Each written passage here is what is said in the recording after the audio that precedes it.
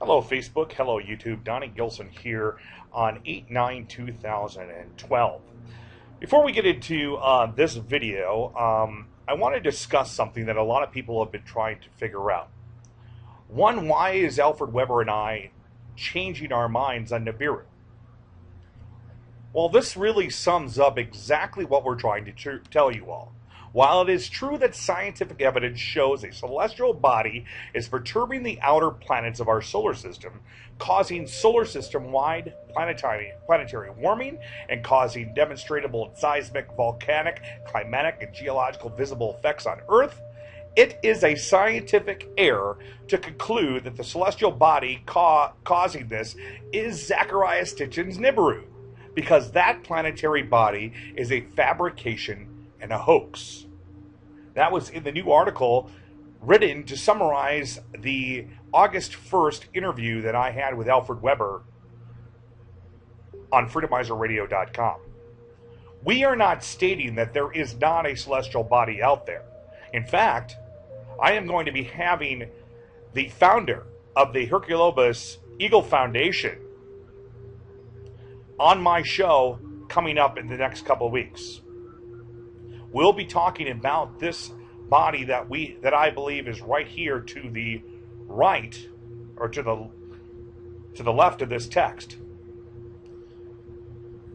We'll be discussing the things that are happening within the inner and outer solar system. And in my radio interview with Alfred Weber, if you have not listened to that, please go back to listen to that. Of course, we are now several days away from when John Moore says this celestial body will be coming in, which I do not believe is going to happen. I believe that we are going to have a dual sun flyby in 2013, which will start at the end of the Mayan calendar of December 21st, 22nd, and 23rd, outlined by Princess Nakamura. We're not changing anything. We're just changing the name. That's it. Because we believe what was said by Zecharia Sitchin was in fact a hoax. And the radio show that you're about ready to listen to will go deep into that subject matter. So, without further ado, I'm going to present to you my 8/8/2012 radio show that talks all about Alfred's article and also this planet called Hercolubus, and also the dark star dual sun. Blog Talk Radio. 32 degrees of insanity, 9:04 in the PM, 8/8/2012. Donnie Gilson live right here on 32 degrees of insanity. Well, it looks like we've got some technical difficulties with www.freedomizerradio.com. When we go to our website, it looks like we get this thing called database error, unable to connect to database. Use Freedomizer has exceeded the maximum queries per hour. Current value 100,000, SQL Server, blah, blah, blah. So if you're getting that, and you've been trying to join us on freedomizerradio.com in the chat room, unfortunately, you can't do that tonight. So what we're going to, or at least for right now, so what I'd like you to do is come on over to www.ursuadams.com. All you have to do is go to www.ursuadams.com, and when you come to ursuadams.com, you will see up on the top corner, or the top of my website, it'll say 32 degrees of insanity online radio chat. And what you do is just click on that, and you can join us right in the chat room as well. Or you can just come to, if you're listening over on Blog Talk Radio, here is the website, www.ursuadams.com/online-radio-chat. Pretty simple. We'd love to see you over the chat room. Unfortunately, freedomizerradios.com. I think one of the reasons might be we're getting so popular, we're shutting our own website down. I don't know. It looks like it's just an ongoing problem, but it's awesome to see everybody in the chat room tonight. Thank you for joining us. Of course, on Monday night we kind of had the whole spiel backing up onto last Wednesday night's show with Alfred Weber, where we talked about Zachariah Stitchin as a CIA operative. And tonight, we are going to kind of go in depth into that article that Alfred wrote.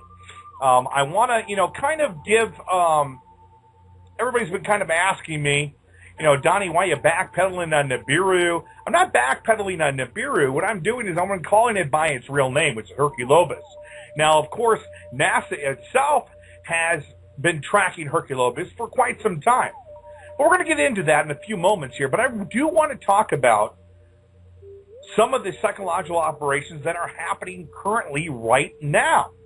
If you have not been paying attention, or if you've been in a cave somewhere, you probably have not seen the video in regards to the large number of tanks being moved out of Southern California, outside of Burbank and Oceanside area.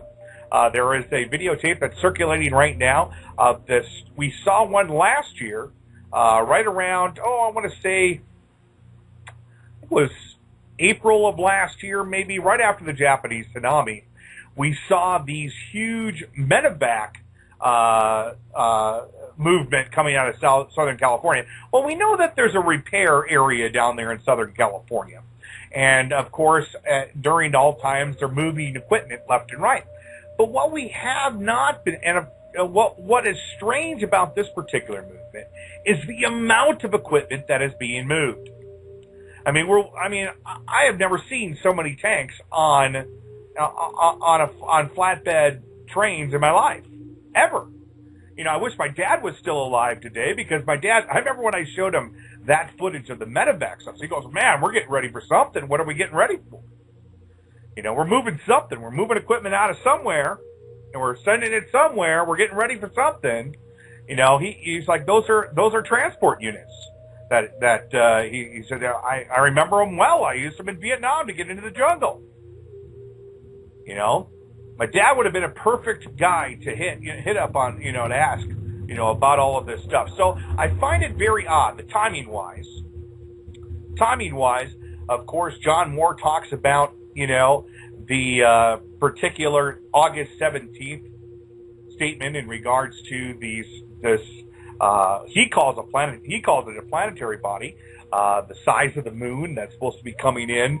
I don't know if I agree with that statement, but a lot of other people were talking. One of the things that I shared on my Facebook page today was this weird kind of kite formation that's showing up when we actually put in the solstices on the astrological wheel.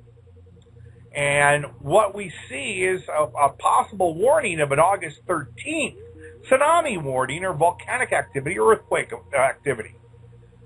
Now, a lot of people are saying, we're what, now 106 hours away, well, probably a little bit more than that, from the 17th. But could this be coming true? Could there be a tsunami heading towards, could there be a large earthquake that happens in the Pacific Rim? We know that I called on the Dr. Edie show the day before the Japanese tsunami.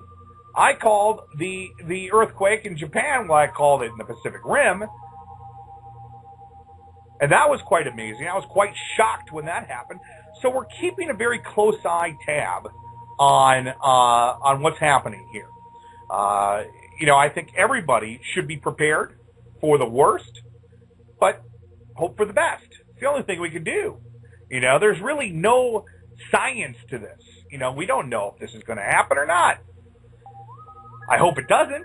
I hope John Moore is completely incorrect, and that this is what Alfred and I have been talking about as a psychological operation developed by the U.S. government to get everybody in a mass panic, so that they can usher in their new world order and their agenda. Now, what we want to do, and what I have pledged to do from here on out, is to keep the vibration and keep the frequency up.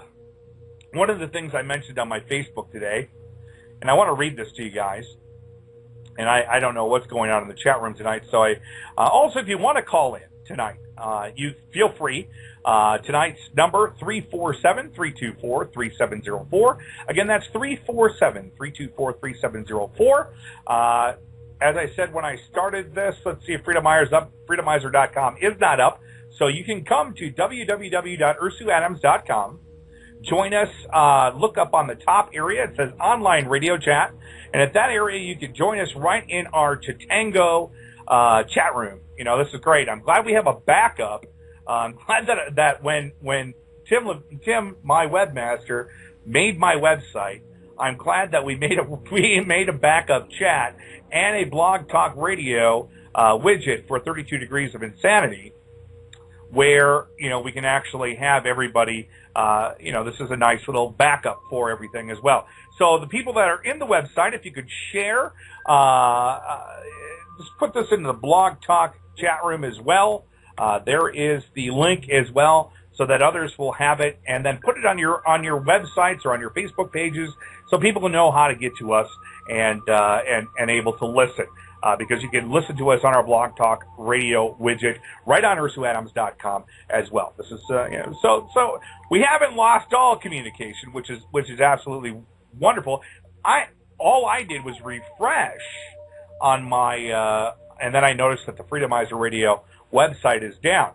Now, one of the things that I was talking about on Monday was some people have been asking me, okay, and actually was kind of shocked when I heard this from fellow, you know, I don't consider myself a Christian. You know, I consider myself a Gnostic. I never really considered myself a Christian. However, with that being said, my Lord and Savior is Jesus Christ. But we all know that Jesus Christ, God, it's not a religion. You know, that's a sense of thought and a sense of faith. It's not a religion. You know, Christianity is a religion. However, you know, one of the things that I have always said, you know, I think there is equality throughout religions. I believe in the, you know, that everybody has their own path to God. But some Christians have been coming back and stating to me, Donnie, you are talking about witchcraft when you say we should call on Hercolubus and not call it Nibiru. I'm like, what? How is that witchcraft? I go, we should call it on its rightful name. It's kind of like this. Some people might not agree with what I'm about ready to say, but I'm going to say it anyways. I believe the name Jesus is actually the wrong name. Now, when we call upon Jesus, just Jesus, the name Jesus, we're not calling on the rightful entity. When we call upon the Lord Jesus Christ, and we emphasize the Lord, I believe we're calling on a rightful entity, or we're calling on Yeshua or Yahweh, I believe we are calling upon the right entity. Same thing that I am talking about when it comes to Nibiru. I believe, as the psychological reptilian agenda that Zechariah Stitchin and the Pentagon is involved in, this word Nibiru has some sort of evil, satanic connotation to it. And I believe if this is a energy or a intelligent type of planet or an intelligent type of life source within the universe, we should call upon it as its rightful name so that we are not mistaking what we are calling upon. Do we understand? I don't know if we understand this or not. So, with that being stated, one of the things is NASA is, you know, called it Teak or Hercolubus. Never called it Nibiru. That's why we never get a straight answer from NASA, because of course Nibiru's not coming to get it, because there's no such thing. Do we remember the statement given by NASA during the WISE telescope thing? Do we remember that? Where it says, you know, where the caller called in and says, is Nibiru coming to get us? Of course they're going to say Nibiru's not coming to get us, because there's no such thing. Hoax. However, and I love water, guys, by the way. Oh, just love it. It's been so hot in Nevada. Anyways, Hercolubus. I would like to see what they would say about that. Now, I recently had talked to my so-called NASA insider. I published a picture of so-called Hercolubus on my website on Facebook.com. And this is one of the reasons why we really want you to join us on our chat rooms, because when I do my chat rooms, I do kind of exclusive pictures and links to different things, and I throw them in a chat room. And if you are a Facebook subscriber, or if you have not been over to www.facebook.com/Ursu Adams, you can subscribe to me, because we have too many friends on that side. But you can get exclusive information while we're talking about this stuff on the air. Now, I just posted a picture on my Facebook wall right now of what the NASA insider states is Hercolubus, or AKA Nibiru. I also put in the chat room the link to that particular picture. Now, we have had a lot of people state that this does not look like a fake. And the NASA insider that I spoke with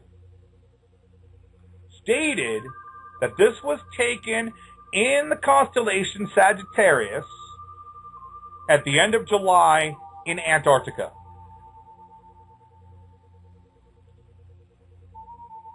Somebody in chat room is asking how Toto is. Sorry, I digressed a little bit. Everybody, Toto's great. He's sitting here by my side. Thank you for asking. I appreciate that. But I really want everybody to take a quick look at this, because it looks like it has a blue star next to it, which I think is what we call the dark star. And then, of course, we have this large planetary body next to it. The dark star is the dual sun.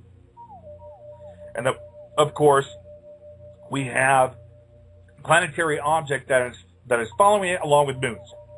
It is a small system. Now, one of the things that I'm wondering is, could this system itself be part of the Sagittarius dwarf galaxy that I spoke about on Monday, that is actually merging with the Milky Way galaxy? We really didn't get into that side of it yet as much. And of course, I'm digressing a little bit, so I want to go back to what I was talking about in regards to calling upon the right entity. Okay? Now, this so-called planet, Hercolubus, okay, some people are, still can't wrap their minds around this. I want us to start calling it by its real name. I actually talked to the owner of the Eagle Foundation. We talked about that on Monday. We are going to get him on the air here. I'm hoping within the next week or so. I have a Skype conversation with him on Thursday afternoon. He's going to be in the UK, and we'll be doing something. We'll be speaking together on Thursday afternoon, and we're going to be learning about the Eagle Foundation, because the Eagle Foundation talks about Hercolubus and the red planet. Okay, this is a foundation that has been educating people throughout South America, the United Kingdom, Europe, Italy, everywhere about this incoming change to humanity. Now, going back to this thought process on this dual timeline that Alfred and I also talk about, okay?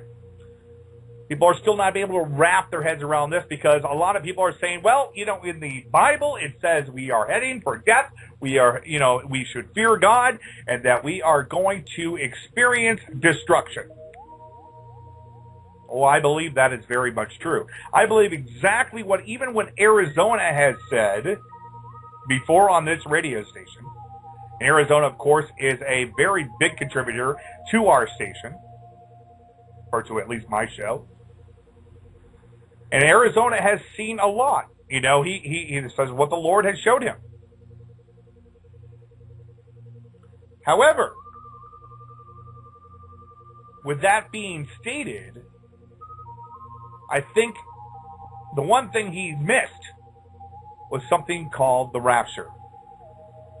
And I want to read something because this is an old document, and I believe it sums up what is going to happen here as we go into a dimensional shift here in 2012, 2013, if this does happen. Now, we had a couple people on my site today saying, if we don't reach the 60% of people to awake, that we are just going to head down this catastrophic timeline if we don't get people to wake up. Well, I think it's going to take one major event to wake everybody up overnight. And I think it's going to be the appearance of this twin star or the 3 days of darkness that Princess Nakamura talks about, December 21st, 22nd, 23rd. Now, I want to read this. It has been indicated by this awareness that in around the year, and this was written back in 1994, by the way, it has been indicated by this awareness that in around the year 2012, a movement into new direction or a new dimension will occur. This appears to be a movement that begins in a more solid direction in 1995, moving towards the point of 2012 or 2013. There are many who would think of this as the time of the rapture. It appears that approximately 25% of the people on Earth at this time, that would have been in 1994, okay, are in a higher spiritual vibration, which would allow them to be raptured if there were the time for the rapture to occur, and that this 25% is growing rapidly, so that by the time of 2012 or 2013 occurs, the majority of people on this earth will be ready for the time of rapture or the enlightenment, and the earth itself becomes the new plane of the consciousness, this new spiritual home for entities. There will be a great change in the very nature of itself, and the most of the negative beings on earth will have been removed and placed on another planet or plane or dimension.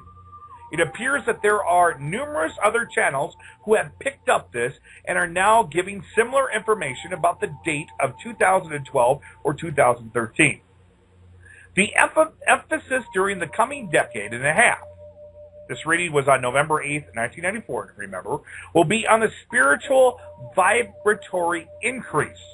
The increase in the frequency that the entities experience in terms of their spirituality, it will become more and more common for entities moving into a higher spiritual frequency to become forces for not only healing of each other physically, but also spiritually healing for each other. So that more and more the spiritual energies of entities upon this plane begin to supersede material interest and focus.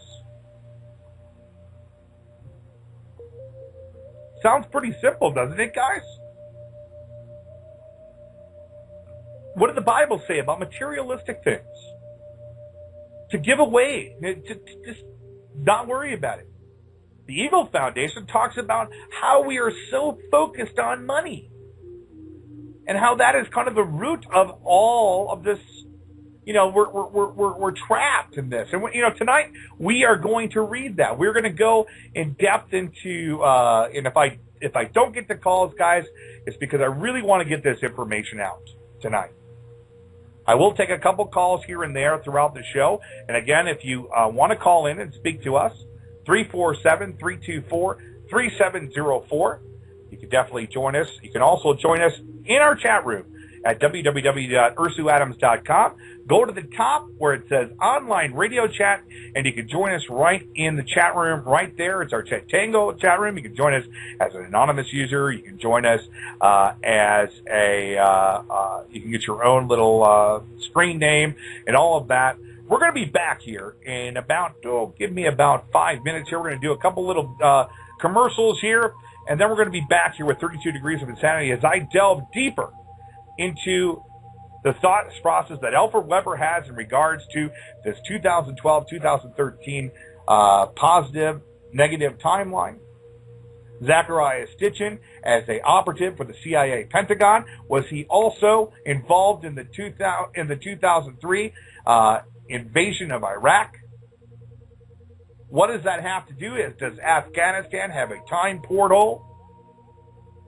What does Zoroastrianism have to do with all of this? What does Zoroaster and Brahmanas have to do with all of this? We're going to be talking about some of this stuff because I honestly think that possibly God himself could have been trapped. What do you think about that? We'll be back right after this. Fed up with the lies, manipulation, and deceptions of everyone else's opinion? Tired of being ridiculed and conforming to other standards because your standards are based in biblical principles? In truth, there is liberty. Blessings, Freedomizers. Join me, Servant Emmanuel, right here on the Freedomizer Radio Network as I host the Sound Doctrine Christian Ministries program every Tuesday and Saturday afternoons, noon Pacific Standard Time, 2 p.m. Central Standard Time, for truth according to the Holy Scriptures. With like-minded individuals who are not so heavily minded that they are no earthly good. Let us stand together, Freedomists, not in their truth, not in our truth, but the truth according to the Word of God. We will have prayer, biblical studies, occasional guests with world news, with issues that are of concern to the body of Christ. Come and fellowship with us as we stand against the coming New World Order. Blessings and peace to your home. Sound Doctrine on FreedomizerRadio.com. Radio listeners, you all know that the reason for global cooling is global warming. Well, we here at Lake Havasu Snow Removal want to remind everyone that we can plow your driveway or street 7 days a week, 24 hours a day, 365 days a year. We are available in the Lake Havasu, Phoenix, and soon-to-be Tucson areas in the cold Arizona desert. So, if your driveway is backed up in the middle of April or in the frozen tundra season of August, please call 855-NO-AZ-SNOW today. Any time of day, any time of night, Lake Havasu Snow Removal will clear your driveway in freezing cold tundra of Arizona. Thank you. Welcome back. 32 degrees of insanity, 9:34 in the PM, 8/8/2012. You are listening to FreedomizerRadio.com. Looks like we are back up. So if you are listening to us on Blog Talk, if you're in the chat room on the Blog Talk Radio, come on over to FreedomizerRadio.com and join us in the chat room as well. We'd love to see you over there. We've got about 40, 50 people in the chat room, it looks like, right now. So definitely join us on over here, or you can stay over there, or wherever you'd like, wherever you feel comfortable. You don't have to, you just open a new window and just type in www.freedomizerradio.com. You don't need to take that window off and miss anything that we're saying. You can just come on over there, or if you're over at www.ursuadams.com. I want to thank you for joining us over there. Now, as I was saying before I went into break, we were talking about kind of this dimensional shift, okay? We were, I was talking about how, these two different timelines, okay, could be, the change in consciousness that, the negative evildoers will go down their timeline, their catastrophic timeline that they want. And, of course, we go down the ones that we want to keep a positive timeline. We get caught up, raptured up, that we go into a different timeline. Now, I don't know if this is going to happen. It could be all science fiction. It could be all thought. But wouldn't it be nice if we prepare for that mentally, consciously, for that to happen? Now, of course, Princess Nakamura talks about the 3 days of darkness. And I'm going to read an article that I wrote a long time ago about the 3 days of darkness. And I've shared it on the show before, but it has been a long time since I've shared it. And it actually has a lot to do with the Catholic thought process of what the 3 days of darkness entails. Now, what the Catholic thought process of it, as far as the 3 days of darkness is concerned, it doesn't paint a very pretty picture during that period of time. What are we prepping for? What is the United States government, military, and army prepping for? Why does NASA tell their families to get ready to bug out? Now, we haven't heard anything about that particular part from John Moore in a while, but I haven't listened to the new John Moore programs, so I don't know if he has or not. But of course, he talked about how his inside source talked about his NASA insider, or his person that worked with the government, the NASA people that were the families will have maybe 72 hours to get ready to get off the coastline. Now, we know we saw a huge traincade of tanks coming out of Southern California. We know that that's an area where they do a lot of repair on things. However, but why would they be moving that amount of equipment on the rail system? I mean, it was miles of equipment. What are we preparing for? Now, my brother, Gary Voss, states not to worry. I'm down here in Southern California. Do not worry, because while I'm down here, nothing's going to happen. I'm not going to allow it to happen. I'm going to keep my consciousness level as high as it can. My brother's very, very in tune, very, very spiritually minded. And if I have any faith that nothing's going to happen in Southern California, knowing that not only is Gary down there, but other spiritually minded individuals in Southern California are down there trying to keep that frequency up, that Mother Nature will act in kind. But what is it going to be that's going to wake us up? What does it have to be to wake us up? Now, I want to read the rest of this dimensional shift in 2012 that was written back in 1994. It goes, in the previous page it was mentioned. In other words, the Earth itself begins to shift into two different dimensions. So, 1994, guys, before even Alfred and I talked about this. In other words, the Earth itself begins to shift into two different dimensions so that the forces of light will have their Earth, and the forces of darkness will have its Earth, and the forces of darkness on its Earth may find themselves destroying their environment, while the forces of light may find themselves improving their environment. And while it was originally the same Earth, it will be likened onto a Mobius splitting, and one part going into a new dimension, the other part going into a lower dimension. Entities may not even realize that they have made the shift. Think about that.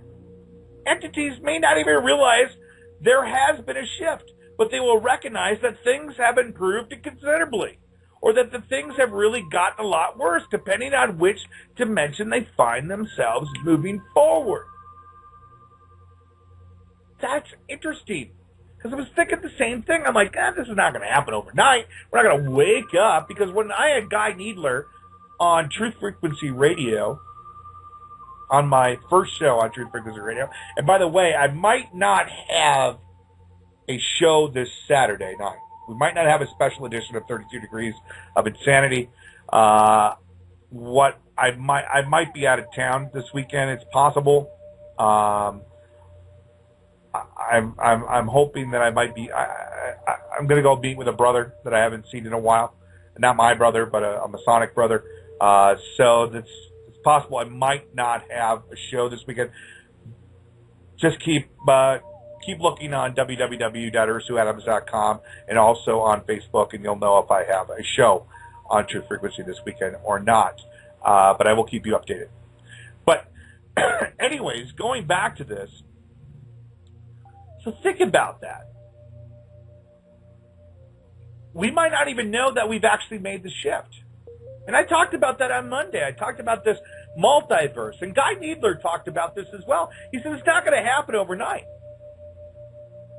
We're not going to wake up one day and just say, oh, it's just all hunky-dory and fine. But maybe the switch itself, or the wake-up that we need, will happen during that 3 days of darkness. Because they say after the third day is when the new world happens. Now, could that be when we go through this dark rift that people have talked about, this so-called black hole, possibly wormhole? Maybe it's not a black hole, but a wormhole.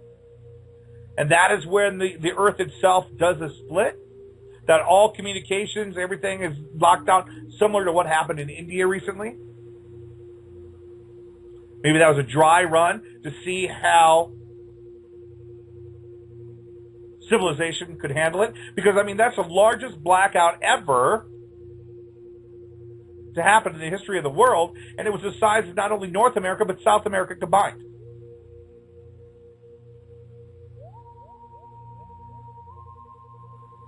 Now, us, here in the United States, we're a little arrogant.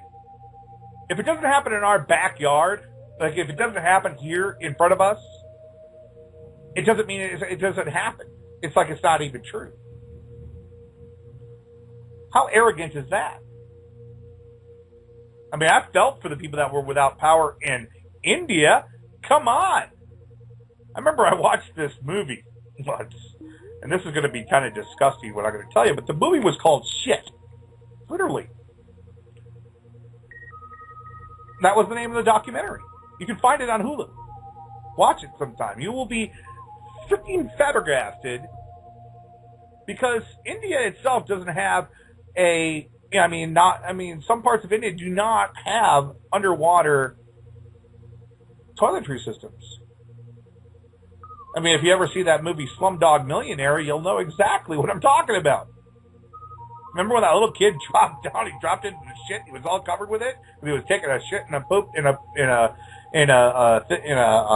one of those outhouses. Now imagine no place to shit, no power. Here's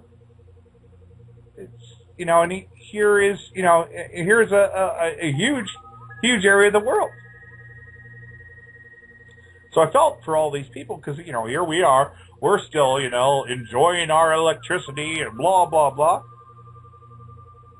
If it doesn't happen here in the United States, it doesn't matter, right?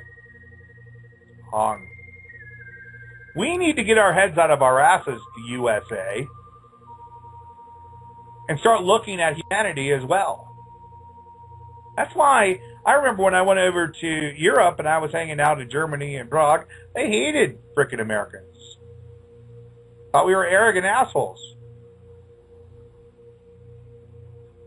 I think it's the persona of Americans is getting a little bit better now. But the American government still is very much trying to control the world. And there was a resistance here. Now, if you were watching the Olympics recently, you'll also notice that when, I think it was during, I don't remember which, I don't know, anybody in chat room can remind me of which area it was, but it was during a medal ceremony, and the Russian flag and the Chinese flag and the American flag were being raised, and you could hear, the American anthem going on, and the rockets red, and bursting in air and through the night, and our flag was still there.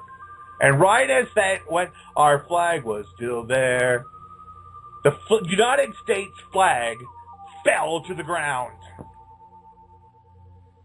Literally. And you could hear the stadium burst up in laughter. You could hear the stadium burst up in laughter, almost like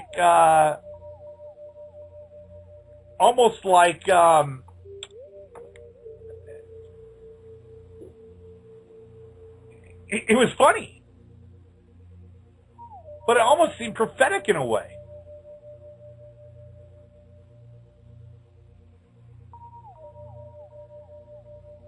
You know? You know? But yet the Europeans are judgmental about us, and we're judgmental. I remember, I think Proof showed it was like a world map, and it said, you know, what Americans think of the world, you know, and it said, you know, it was like a little artist rendition, and, you know, it goes, she Australian, and go, yeah, there's kangaroos there. They make, American clothes in China. They make them. It was just simplicity of the world. This is how America really looks at the world, because we're so number one. Oh, number one. We are so blinded about what's going on as far as the world events. That's why I am so humbled by having my international listeners listening, and my international friends that are on my Facebook page and my YouTube channels, you know, because they're awake. They are. I think the international community is much more spiritually awake than the United States body. Like, for instance, as you know, I've been kind of seeing someone as of recently, and she might be listening right now, and she's like, you know, Di, I wish I really knew what you were talking about. You know, I don't judge her that she, you know, doesn't understand what we're talking about, but see, this is what the United States average American, you know, they're concerned about going to work. They're concerned about taking care of their family. They're concerned about, who to vote for in the next coming presidential election. They are worried how we're going to get out of this $1 trillion deficit. They're worried about how much taxes they're going to. Well, these are all valid points. I'm not saying that they're invalid. However, there's no spirituality in there. We've lost our soul.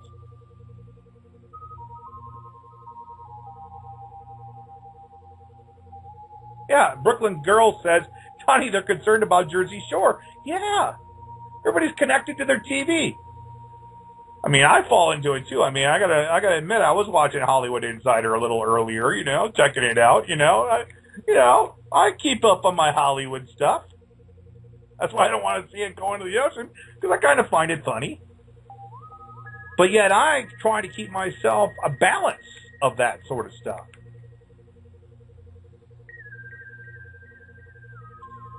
You know? I mean, here we go. We see, the Dark Knight, the Dark Knight Rises, the Batman movie. We have a guy, I don't know if he did it or not, but we have a guy that does a huge massacre. But Hollywood plays it off. And the world, associates it with a Batman. Not where did those individuals go? Death. Were they spiritually ready to leave this area? The people that passed away.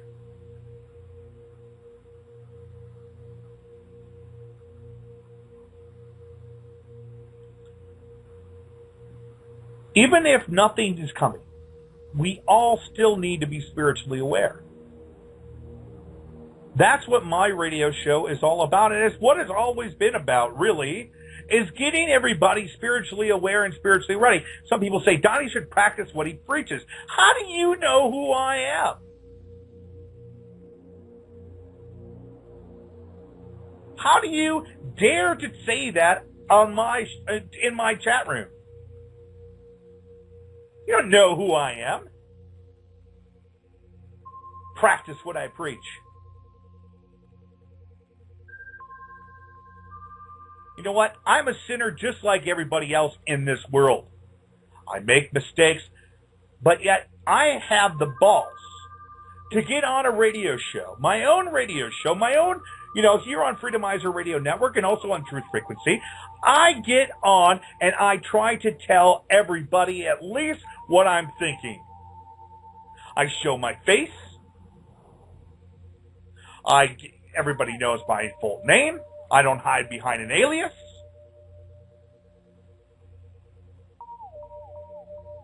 You know who I am.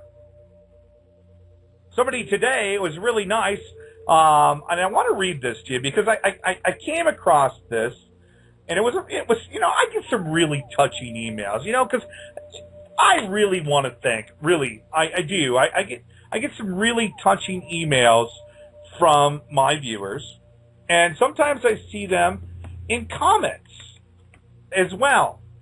And I saw something on YouTube today. Let's see if I can find it here. And this person uploaded my, looks like they uploaded my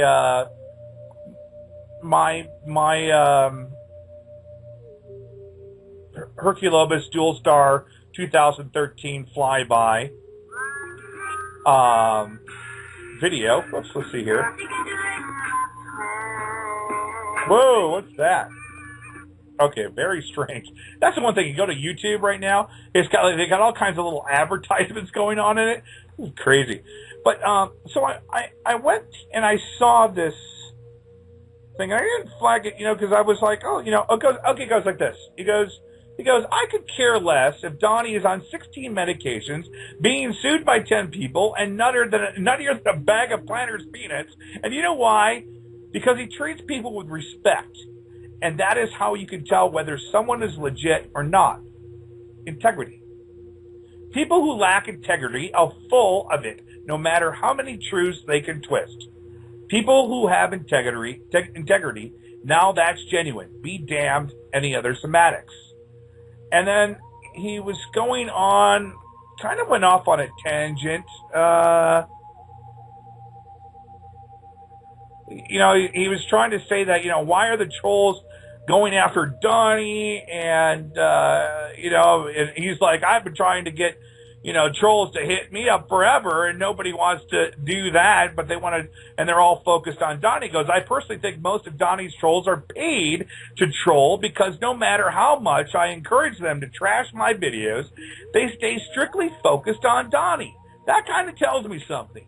It tells me that that time is money, and my vids aren't on the boss's list of vids to get paid for or attacking.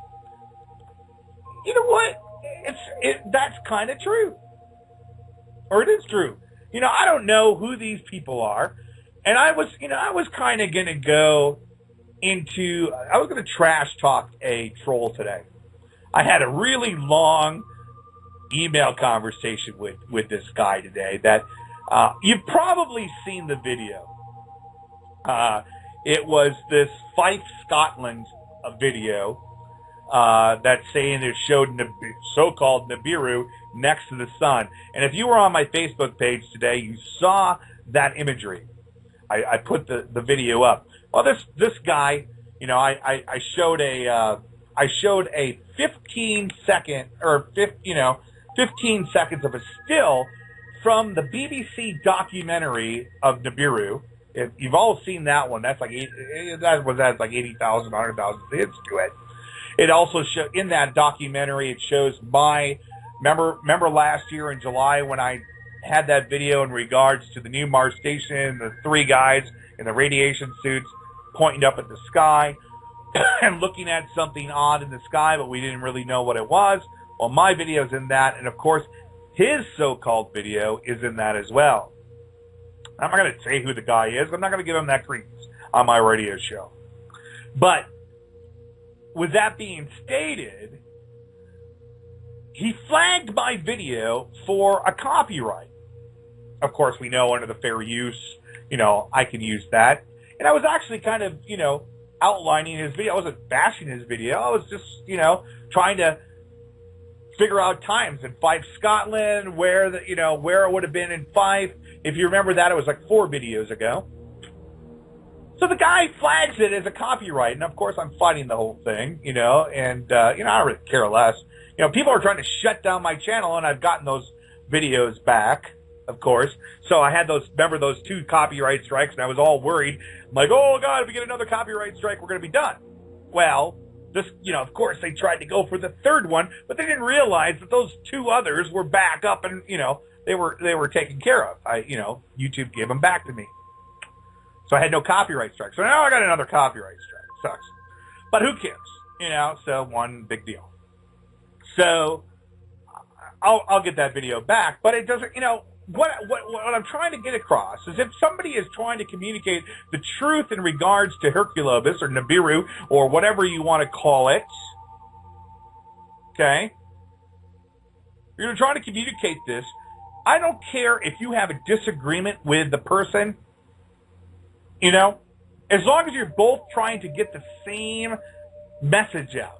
If you might not disagree, you might disagree with that person and how that person handles themselves, but if you still are trying to make the consensus of getting the truth out and not trying to deceive others, then we're moving down, we're working as a team. But this video is a hoax. Because, one, I looked at all the comments and I see all the usual suspects. I like to call them the usual suspects. There's a team out there, and we've gotten emails, and I'm probably going to get another harassing email from this particular individual that I have now, reported, not only to Gmail, but also to several other organizations, and probably listening right now. I don't really give a shit, and I anticipate his email.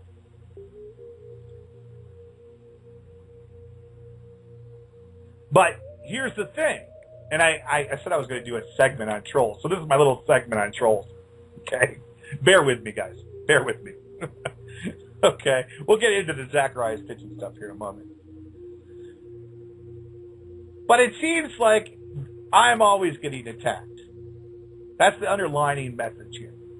And I want us to be very weary about anything that has to do with Nibiru right now.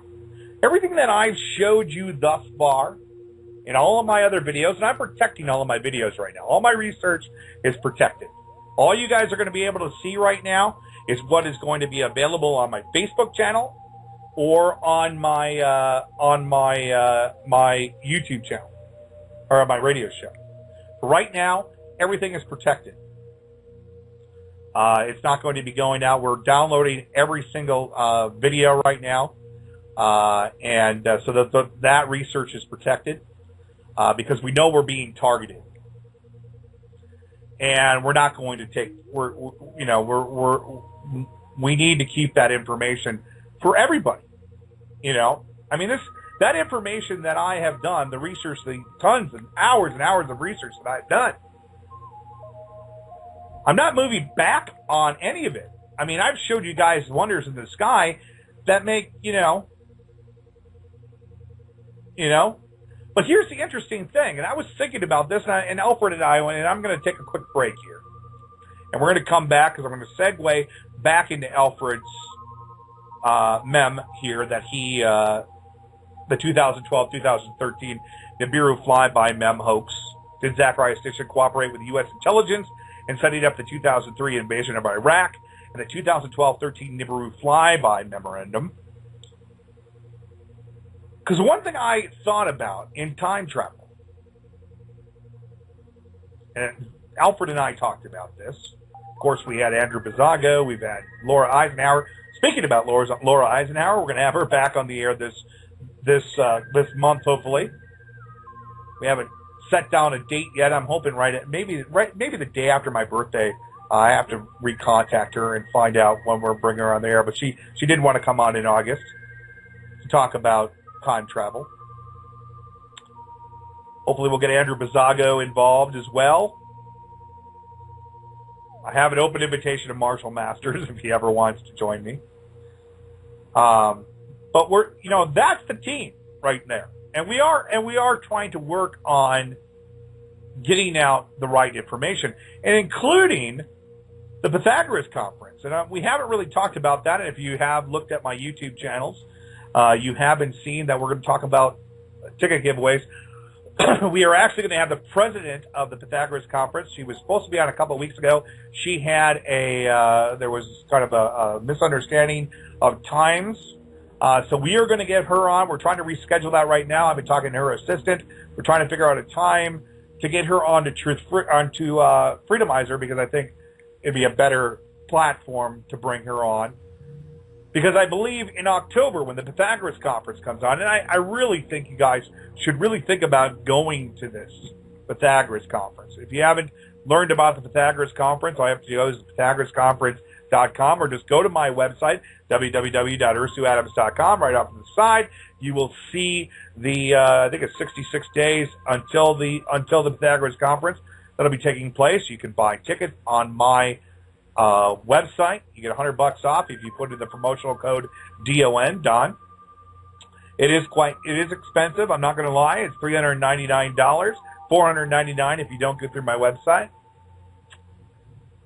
I get nothing out of that, of course. I get nothing. I'm promoting the conference. The money that the conference is taking in is to bring all these great speakers in. They're making nothing off of it as well. They're going to reinvest it into the 2013 conference as well, which will be bigger and grander. Of course, my brother will be speaking at this 2012 conference, because this 2012 conference is going to be, from what I understand and what Sandra is going to be discussing when we bring her on the show, is how humanity is going through a change. And every single speaker, including Princess Nakamura, is going to be there. And Princess Nakamura, if I can get out there, and I'm hoping to be there in October, that I can actually sit down and talk to Princess Nakamura in regards to this 3 days of darkness. So with that being said, guys, I'm gonna go into I see we've got some people 480-701-469. If you'd like to call in, 347-324-3704. Again, that's 347-324-3704. I am going to take calls at the bottom of this hour, so about 10:30. I'll bring everybody on, because I do want to get through this article with Alfred Weber.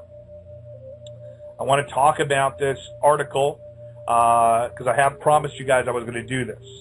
So we're going to do that at the top of the hour. Bottom of the hour, we are going to bring on callers.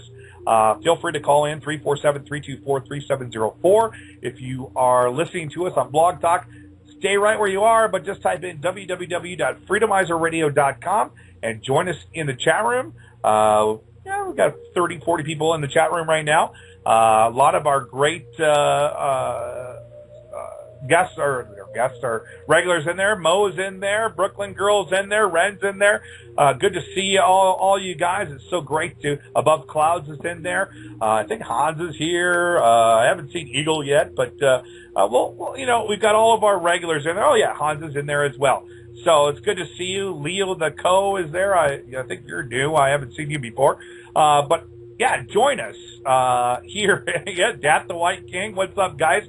It's giving you all out of holler, because these people are our bread and butter. They definitely are the core of what Freedomizer Radio is all about. They stick around for all of us here on this radio network. We love you guys. You've been great listeners and participants in our chat rooms, and we really love to see you here. So I'm going to go into a quick break here. Again, if you want to give us a call, 347-324-3704. God, I got that memorized now. I never thought I'd do that. 347-324-3704. Hit the number 1, and we will bring you on. Kevin, I will get you on as soon as possible, so just stick there, Kevin, and we'll I'll get to you in a little bit here. Yay! La Chupacabra! ¿Por qué? Are you tired of losing your herd of goats to the Chupacabra? Are you worried about how you're going to eat because your goats were viciously ravaged? Call SNL Chupacabra Insurance today. SNL provides fast, speedy claims in the event of your goat farm being destroyed. Low rates, fast service, and professional attitude is what makes SNL your choice for Chupacabra Insurance. Call 855-CHUPA-NO today. 855-CHUPA-NO. for a free rate quote. S&L Chupacabra Insurance, just in case the Chupacabra comes. Ay, ay, ay, La Chupacabra! Oh, yeah, aye, La Chupacabra Insurance. It is 10:10 in the p.m. on 8/8/2012. You are listening to your host, Tony Gilson, on 32 Degrees of Insanity, right here on the Freedomizer Radio Network at www.freedomizerradio.com. Want to thank you all for coming back, listening to us. Of course, last hour, if you're just joining us, you can listen to the last hour. We will have, after this show is done, you can listen to the archive, or, of course, I will be putting this back up. I'll be putting this back on YouTube probably the end of the week, if you want to listen to it back on YouTube at the end of the week. I'm kind of letting shows sit for a little bit until we get at least, 10 or 11,000 people that have listened to the show on the YouTube channels. Of course, it's kind of what I've been doing now. I haven't really been doing a lot of videos. However, I am working on a new video, guys. I really am. Because today on my website, on my Facebook page, where you can get all the information. If you ever want to keep up with that, what's going on with Donnie, all of the subscribers, you can always join us on our Facebook page, www.facebook.com/Ursu Adams. Of course, we've got over 5,000 friends, but you can subscribe to us. I'm seeing that the subscriptions are going up, every day. We're getting people subscribing to us, and you definitely get updates that way as well. It's free. You don't have to pay anything at all. We've got great people on our Facebook page that keep everybody informed of what's going on. And one of the things today on my Facebook page, and if you are listening to us on Blog Talk, or if you're listening to us in the archive right now, come on over to freedomizerradio.com, because I'm going to be putting an exclusive link into our chat room. But the only way to look at the link or look at the picture is you have to be part of our Facebook family as well. But one of my subscribers put today on my webpage an interesting thing with Saturn. And it looks like Saturn has done a complete bull shift. From when we looked at it back in September of 2010, or not Saturn, I'm sorry, Jupiter. So when we looked at it back in 2010 to what we looked at it now in March of 2012, we see that the eye itself has done a complete flip. First look at this, people would say, "Oh, Donnie, it looks like you photoshopped it, or you stood on your head and took a picture of it going the other way." Well, no, it's not, because actually Space.com actually released this as well, calling it a flip. So I talked about one of the largest storms that happened on Jupiter back in 2010. And if you have been looking at my radio shows on my YouTube channel, you will see that I'm showing imagery of this very bright star from the WISE telescope. Ladies and gentlemen, what you are seeing there is the dark star, the dual sun, with its bodies rotating around it. That is the Hercolubus system. Now, going back to time travel, and remember when I talked about how the Zecharia Sitchin picture of Nibiru looks just like the one that we saw on that I've showed you, with a face in it. Wonder if and this is just throwing this out here, guys. Wonder if they saw. They saw what was going to go on through time travel. They've known about me. They've known about Marshall Masters. They've known about John Williams. They've known all about who is going to be lined up with what. I mean, even Alfred and I have wondered, how did we connect? Alfred's a futurist. Alfred's been talking about this since the 1970s. He wrote The Age of Cataclysm back in 1973, and it was published in 1974, talking about what is happening. Right before I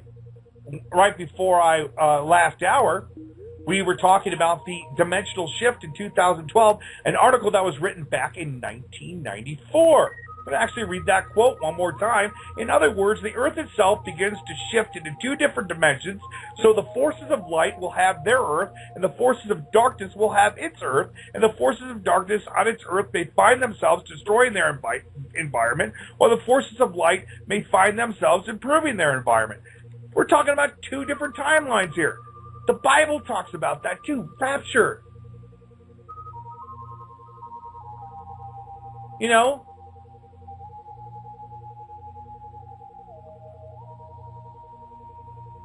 Guy Needler talked about this. It's not going to happen overnight, but we are heading to a different consciousness phase. You know, have you ever thought about, you know, one of the times, and I think I've told you guys this story before, that my dad, one time, I love my dad. You know, I miss my father. You know, I hope he's in a great place where he is right now with my grandmother.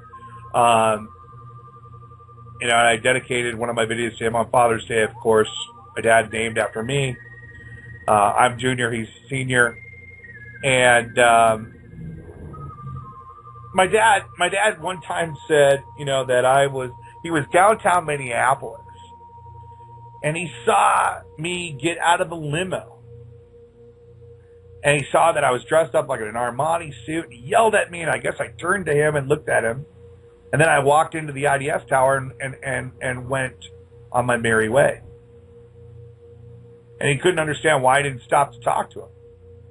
And then I saw my dad like several days later. I'm out walking around, you know, my dad and I hook up. He's like, son, I saw you downtown. What were you in a limo and why were you in an Armani suit? I'm like, what? He's like, no, I saw this. Could it be possible that my dad saw a different me in a different dimension? That even our higher selves, our multiverses, we have different realities happening. Kind of like what has happened. You know, I talked about the show Fringe, the J.B. Abrams show on Fox, where we have two different timelines going on as well. I'm going to read the rest of this here. Will the lost continents of Atlantis and Lemuria resurface soon? Now, this is why I say we need to focus on positive timelines. Because I don't think that these extraterrestrials that are out there, and I don't know if it's the Anunnaki or whatever you want to call them, reptilians, Draconians, Pleiadians, or whatever, I don't think they're in our best interest. Because the reason why I don't trust them is because we have gone through this before, and I talked about the 7 races of Hercolubus on Monday, and these different races, and that we are one of the 5th race. We're the Aryan race. But we talked about the Atlantean and Lemurian races, the ego, and all of this, and how we have been destroyed before. Well, why didn't aliens or extraterrestrials intervene then and give us the knowledge? Because they are self-centered as well. Their ego. They're part of their races on their planet. Remember how I said it's different on each planet? There's 7 races. We're all going through the same stuff. So there's still ego. Remember Roy Martin, who has been a contributor to our show, said, you know, everybody's going to all get on these ships, and they're going to say, oh, we're your saviors, and watch Earth get destroyed, all blah, blah, blah, blah. We have to be very careful at this point in time to understand that nobody can save us but ourselves, and all the rest of it is a psychological operation upon ourselves. Now, in a recent article with Alfred Weber, the 2012-13 Nibiru Flyby mem hoax, did Zachariah Stitchin cooperate with U.S. intelligence in setting up the 2003 invasion of Iraq and the 2012-13 Nibiru Flyby memorandum? And we're going to go deep into this. Well, I'm not going to go as deep as I'd like to. But we're going to go here. Stitchen's fraudulent Sumerian translations. During Alfred's August 1st, 2012 interview, Mr. Weber summarizes his conversations with an unnamed confidential source who had intimate business dealings with Zacharias Stitchen over the course of many years. According to this source, Mr. Stitchen translations from the Sumerian were subjected to analysis by an expert translator who found them to be an utter fraud. Stitchen, for his part, was extremely litigious about his translations and would sue any individual, publisher, or firm that sought to do any independent research on the Sumerian translations and texts. Mr. Weber's sources speculated that the deep pockets Stitchen had in pursuing wide litigation was part of a strategy by the intelligence agencies he served to protect and develop the Nibiru mem he had developed for a wider PSYOP application during a 2012-2013 Nibiru Flyby PSYOP public terror hoax.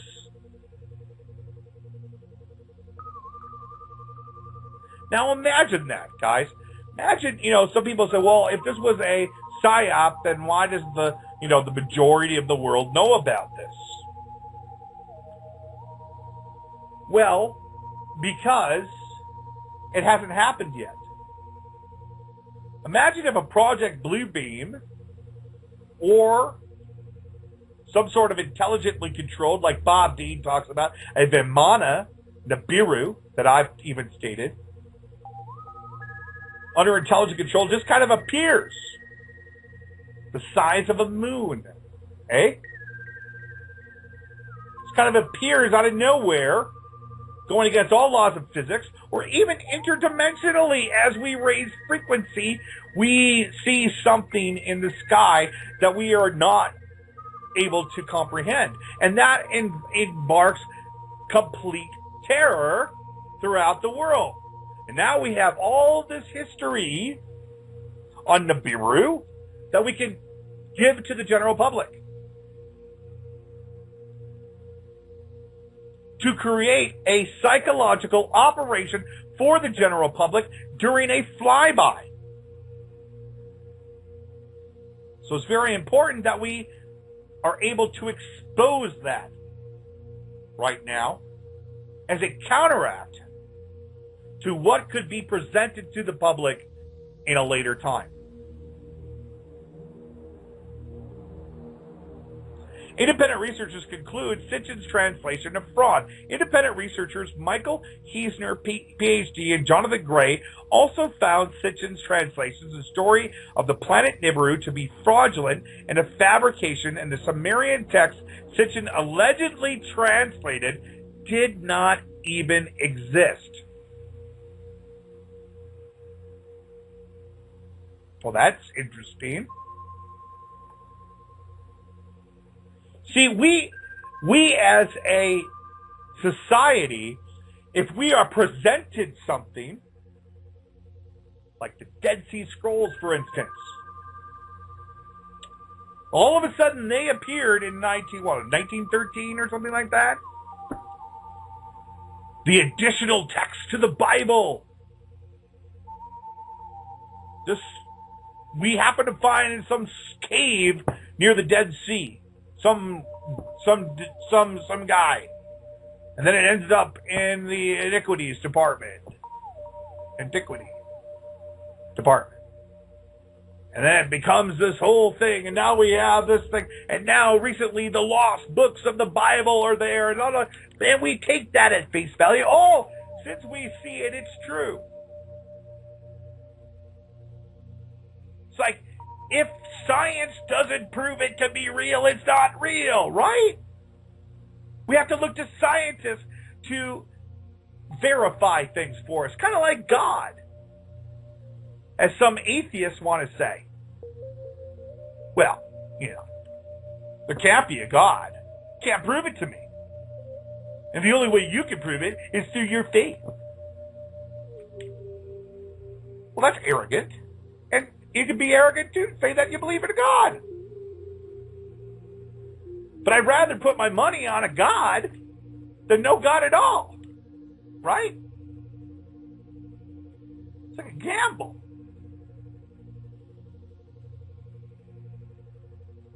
But if these Sumerian texts were actually either A, made up, or didn't even exist, that's interesting in itself. That, you know, I mean, with Hollywood, anything can be made up, right? But we take it at face value. Is anybody, have you touched the Sumerian texts? I haven't ever seen them. I have witnessed pictures and such,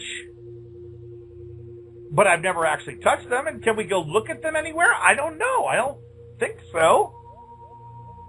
I don't know. I have to investigate that. But even if they are, we like, it's like the Shroud of Turin. You know? We, as, you know, we believe that is the, you know, the shroud that Jesus Christ was wrapped in. But could it be a fake? Could it be a phony? We don't know anything. Nobody knows nothing. It could all be fabricated as a psychological operation on our minds. That's why I say question everything, including myself. Now, okay, we're going to go back here.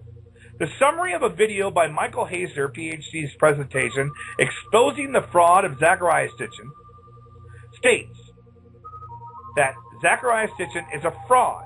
He states this on record, not as a matter of opinion, but as a matter of fact, and he further maintains there is no proof even Sitchin attending any college class for even one semester, and that Sitchin is no language expert at all. Even more damning is that the ancient Sumerian text that Zecharia says supports all of his claims do not even exist.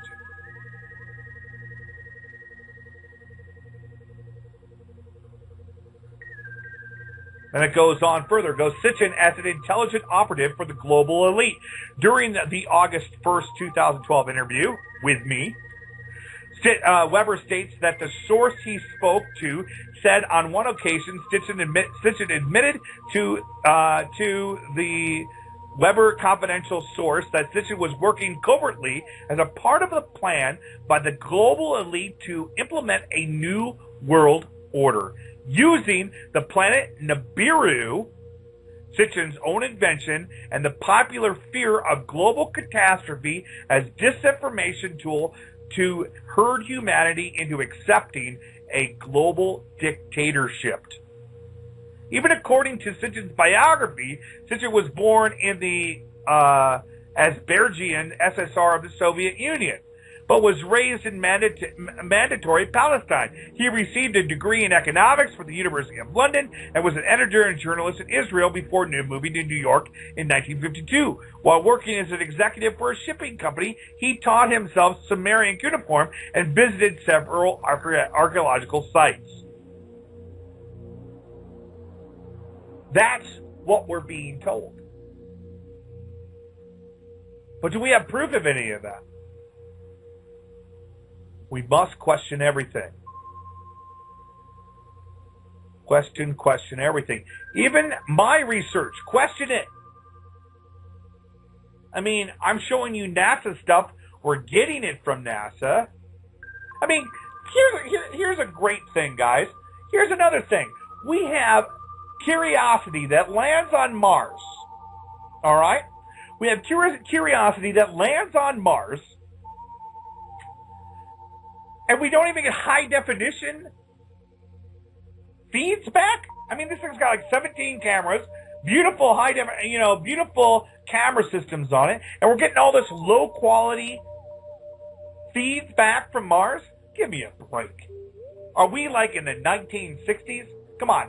Some of these photos look worse than the photos that we got from the so-called landing on the moon. Some have even stated that we have already seeded Mars, and that Mars is just fine to breathe in, and that there's actually birds, and there's fishies, and all kinds of habitat on Mars already. That we're seeding the planet because we know something's going to happen to this planet, so we're getting ready to move back to Mars. Or that Mars itself has always been a habitable planet. And that there is extraterrestrial on the planet. Even Andrew Basiago says that they have been transported there through the jump rooms of the Project Pegasus program.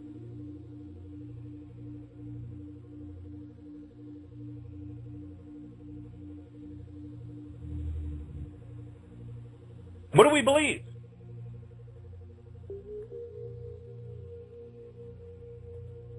Yeah, one of the persons in there says, yeah, we're so broke, we can't afford high-definition cameras for... I was thinking the other day, I'm like, okay, we know we've got New Dawn heading towards Pluto. It's supposed to land there in 2015. It's supposed to reach Pluto in 2015. I'm like, this thing's racing at 43,000 miles per hour.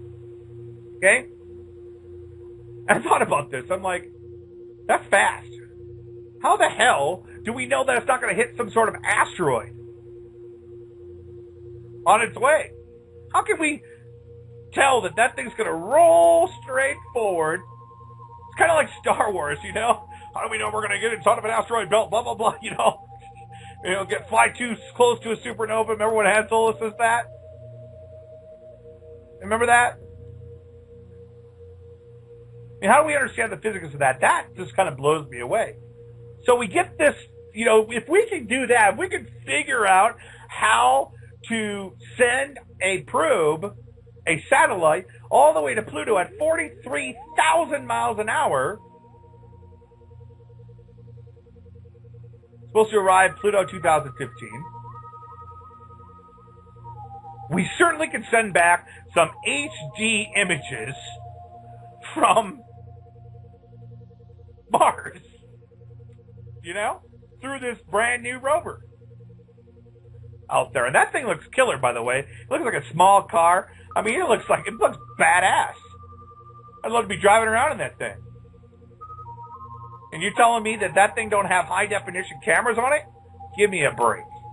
What are they hiding? And then even the images that we got of that planet, okay? We see the sun, the so-called sun, supposed to be the sun, and it looks huge in the horizon. Humongous, guys. You think that's our sun, or could it possibly be a second sun out there? They're saying it's right outside of Mars.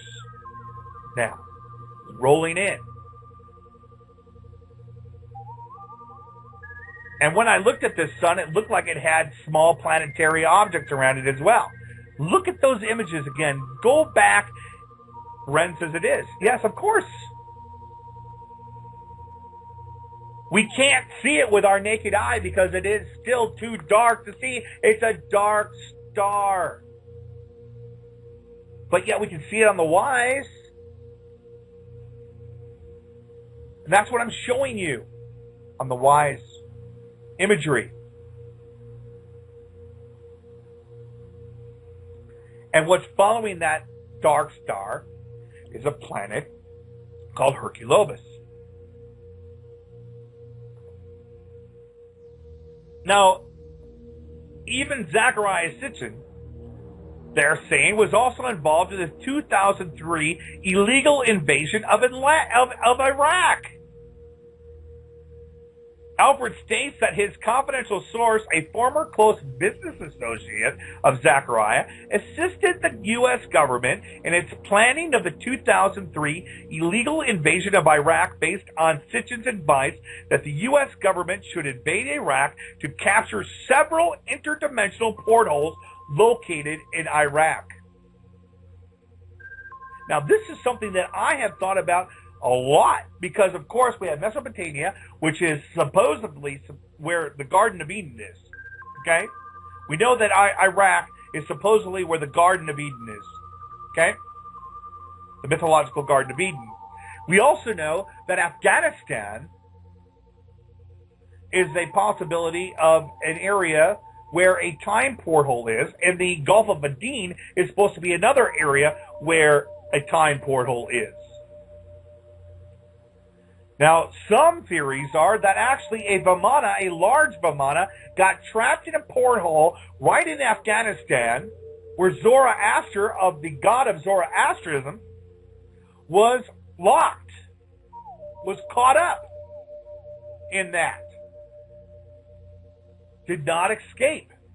Now, here's a thought, guys. Take this one and run with it, okay? What if Zoroaster, okay? We've seen we've seen it in Babylonian, we've seen it in Sumerian, the winged god with the big, Enki, okay? Some have said Enki could be Christ, all this stuff, okay? Imagine if he got trapped here on this planet. Imagine if God got trapped on this planet and couldn't get back. And the only way he could figure out how to get back, because he kept dying regularly and kept incarnating because he was trapped in this area. Remember how I've told you that we were covered by a bubble? The Milky Way galaxy is covered by a bubble, and it can't. We were trapped. We can't get out into heaven. Okay, we kept being incarnated here. Imagine if God got caught up in that trap as well. And the only way God could do it is he figured out, finally, I have to kill myself. I know it's a stretch. But imagine. And if they have a Vimana that God was in, that God was a part of, and that we know that there is a physical God, man, you think anybody would tell you about that? No. Hell no. Hell no. All right, so going back to here, talking about the portholes located in Iraq, Mr. Sitchin allegedly based his advice to the U.S. government to, and by the way, guys, I told you I was going to get you guys on at the bottom of the hour. I'm going to continue with this. I'll get you on. We'll talk at the top of the hour. We'll be able to discuss this at a round table. So if you want to call in, 347-324-3704. Again, that's 324-374-3. God, I had it there. 347-324-3704. Just press 1 and your hands will go up, or you can just join us in the chat room as well. Because this is getting interesting, and I'm actually having kind of a little bit of fun here, thinking as well, which I don't do a lot of. Anyways, Mr. Sitchin allegedly based his advice to the U.S. government to invade Iraq and capture several interdimensional portals on his translations of Sumerian texts that themselves were fraudulent. According to Weber's source, the U.S. Department of Defense relied on Sitchin's advice in planning and carrying out the invasion of Iraq. Mr. Sitchin reportedly visited the Pentagon for consultations. It is not known whether Sitchin was financially compensated for his advice. Now, here goes into what I was just stating about Afghanistan and Iraq. Imagine if Sitchin was wrong, read the text wrong, told the U.S. government need to invade Iraq. But now look at where our focus is now, on Afghanistan. Because we found the portal, but it wasn't in Iraq. It was actually in Afghanistan. Not there looking for lithium, guys. And why are we still there? Why are we still there?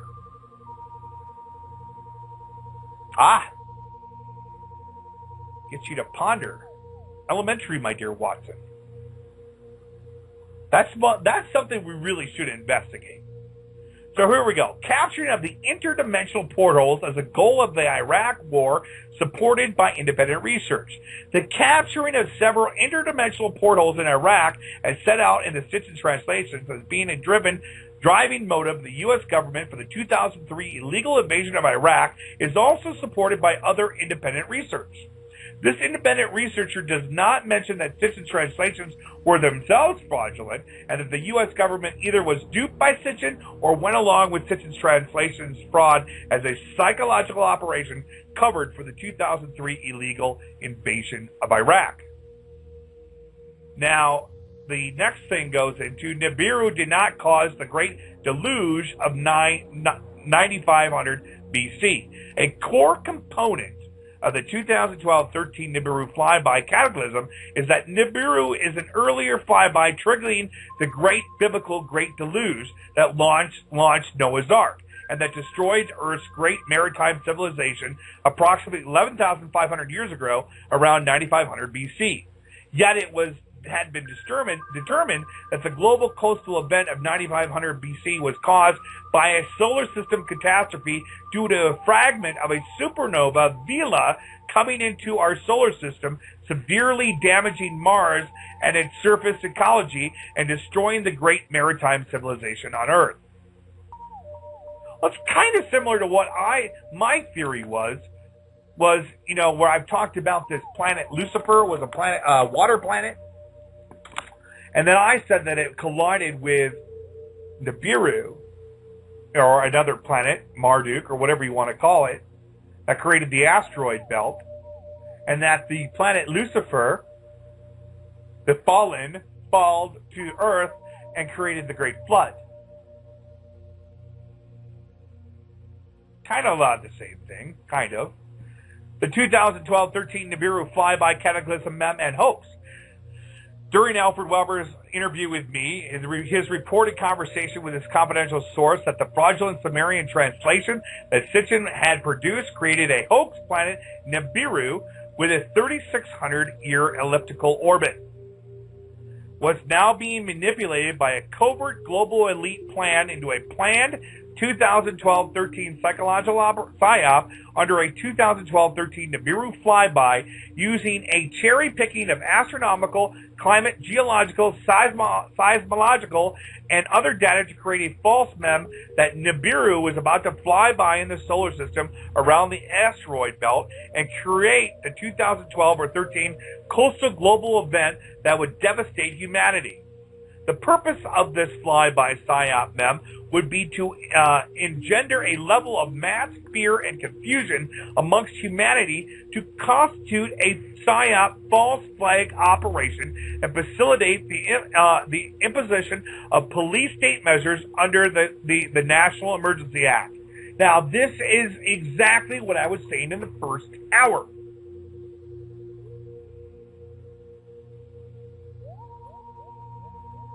That this could be just a Project Bluebeam type of thing, but we know something's out there. But what is it?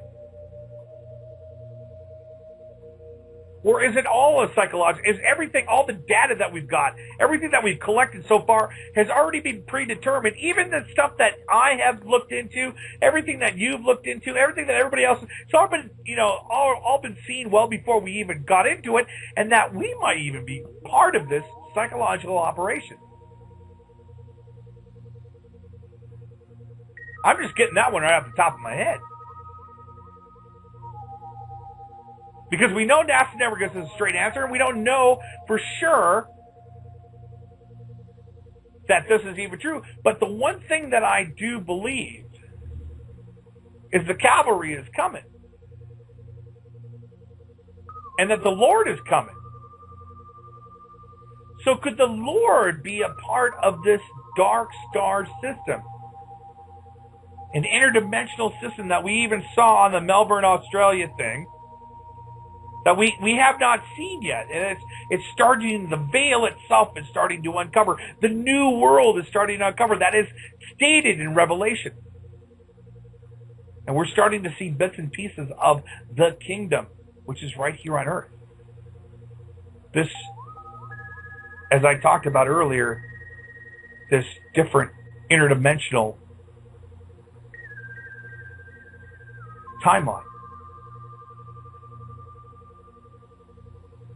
Alfred goes on, are you on the 2012-13 catastrophic or positive timeline?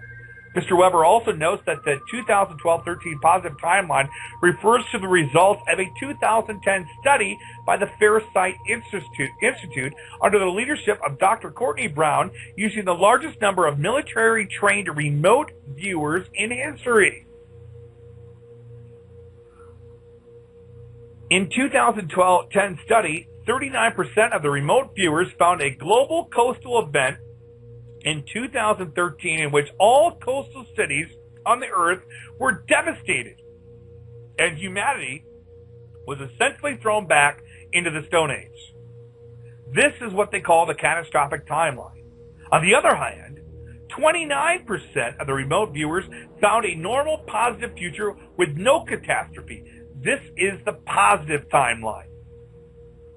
Now, I want to go back, guys, to what I read to you earlier, because the data sounds very similar. It has been indicated by this, and this was written in 1994, well before this study, okay? It has been indicated by this awareness that in and around the year 2012, a movement into a new direction or a new dimension will occur. This appears to be a movement that begins in a more solid direction in 1995, moving toward the point of 2012 or 2013. There are many who would think that this is the end times or the rapture. It appears that approximately, and here's where the numbers get very similar, 25% of the people on Earth at this time are in a higher spiritual vibration, which would allow them to be raptured if this was the time for the rapture to occur. And this 25% is growing rapidly, so that by the time 2012 or 2013 occurs, the majority of people on Earth will be ready for that time of the rapture or enlightenment, and the Earth itself becomes the new plane of consciousness, the near spiritual home for entities. Well, we have a statistically here, kind of even, 29% and 39%.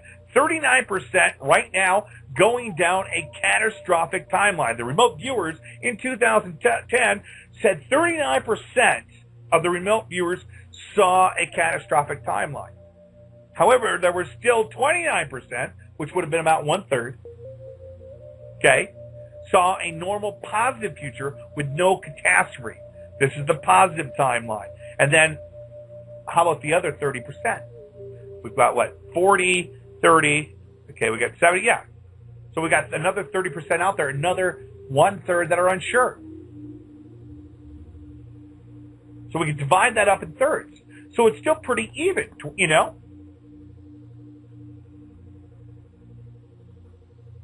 Makes sense to me. Thus, this is objective evidence that no catastrophe will befall humanity in 2012, 2013, based on remote viewing results of the 29% of remote viewers at the Far Institute study. You can obtain more background on Dr. Brown's study in his this article here. I'm actually going to throw that particular link into the chat room right now. If you like to grab it, www.ursuadams.com. You can get that on the online chat, or you can also come to freedomizerradio.com. I will also post that on my Facebook wall as well. Let's see here. I'll post it right here on my Facebook wall. It goes politics, government, and the law of the universe. Are you on a 2012, 2003 catastrophic or positive timeline? So that's, interesting. Interesting to say the least. And of course, right down below that is where I thought, where the BBC broadcast Nibiru in the documentary, and then of course that fraudulent video from Fife, Scotland is actually in that video. Interesting that shows up, that particular video shows up in that documentary where we're telling you Nibiru is a hoax. While it's true that the scientific evidence shows a celestial body is perturbing the outer planets of our solar system, now this is where we need to, talk about, Teak and Hercolubus, okay? While it's true, okay, Nibiru is a hoax, however, while it's true that scientific evidence shows a celestial body is perturbing the outer planets of our solar system, causing solar system-wide planetary warming and causing demonstrable seismic, volcanic, climatic, geological, visible effects on Earth, it is scientific error to conclude that the celestial body causing this is Sitchin's Nibiru, because the planetary body is a fabrication and a hoax. Do we understand now? Have I finally made it crystal clear?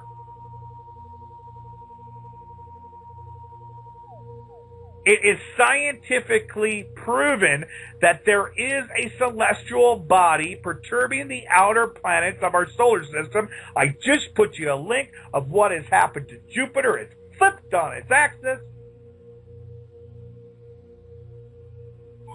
So will we have a 2012-2013 catastrophic timeline where there is a pole shift that John Moore has talked about, that Arizona has talked about? Or will we be raptured away into another timeline? A lot of people are dying right now. We're seeing a lot of death. A lot of death. Could they be being caught up into a different dimension? Or what we're seeing is actually all psychological operations?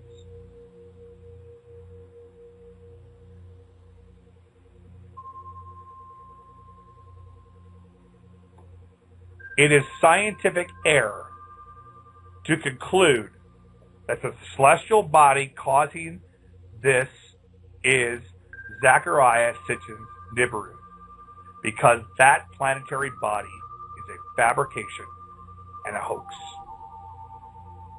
We're not stating that the dual sun is a hoax. We're not stating that Hercolubus is a hoax. We're stating that Nibiru, the story behind Nibiru, is a hoax. And it is scientific error to assume that what this celestial body is Nibiru. It's wrong. Absolutely wrong. No definitive nature of the celestial object discovered by NASA's IRAS satellite was given in 1983. The iconic December 27, 1983 article in the San Francisco Chronicle and other newspapers that publicly reported the discovery of a new celestial body did not pre-identify it as Zecharia Sitchin's Nibiru. That article, an actual copy of their article is in this. So mysterious is the object that astronomers do not know if it is a planet, a giant comet, a nearby protostar that never got hot enough to become a star, a distant galaxy so young that it is still in the process of forming its first stars, or galaxy so shrouded in dust that none of the light cast by its stars ever gets through. No definitive definition of the nature of the celestial object discovered by NASA's IRAS satellite was given in 1993. And the iconic December 27th, 1980 article that publicly reported the discovery of a new celestial body did not pre-identify it as Zecharia Sitchin's Nibiru. The BBC and the South Pole camera have recorded a celestial object, and we have reasonable cause to believe that the celestial object identified on NASA's IRAS satellite may be a dual sun. Please note that the dual sun hypothesis is not only a working hypothesis we have at this time. It's not the only working hypothesis we have at this time. We don't know what this thing is, but we know that it's scientifically proven. We're showing you the data. Now, whether we're going to actually see it, that we do not know. But we know it's perturbing the planet. It's actually causing egg-shaped, it's expanding. I showed you that before in my videos.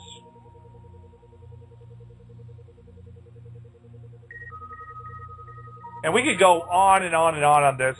If you have not read this article, I would go back, and I'm going to put the full article on my Facebook page at www.facebook.com/Ursu Adams.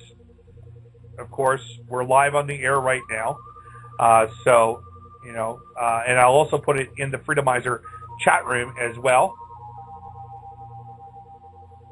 Also, yes, I forgot about that. www.hercolubus.tv talks about the Eagle Foundation book, the book that we are actually going to be talking about, that the Eagle Foundation, we are going to be having the president of the Eagle Foundation join us in the next couple of weeks here on the air here on 32 Degrees of Insanity. So be looking forward to that. Should be quite an interesting conversation because we really want to get the truth behind this. And if you want to get a free copy of that book, you can go to www.hercolubus.tv and you can get a copy of that. Let's see. Sorry, Don, I tried hard to get the show live on iPad 2. I need you. Okay, sorry. No, whatever. Sorry, guys. So anyways, I'm going to take a quick break. I know people have been patiently waiting on the air here. I know that Kevin and Jay Larson is in there. If you guys want to give a call in, I know I've got several people listening on the board. You don't have your hands up, so I don't know if you want to join us on the air or not. But 347-324-3704. Got about an hour left of the show here. If you're listening in the archive, you're listening on YouTube, I hope you've really enjoyed this second part of this particular program. If you're looking at YouTube right now, and this is for the archive, you will see in the show description below of this program, there will be a link to the last 4 videos, and this, you know, these are my last 4 radio shows, and it really ties everything together. So if you're a new listener to our program and you really want to learn about what we've been talking about since the interview with Alfred Weber, and then I came back on Monday night show. The first show, or the Monday night show before Alfred Weber, I talk about John Moore and his August 17th timeline. We bring Alfred Weber on Wednesday, so this has kind of been like a 4-part series.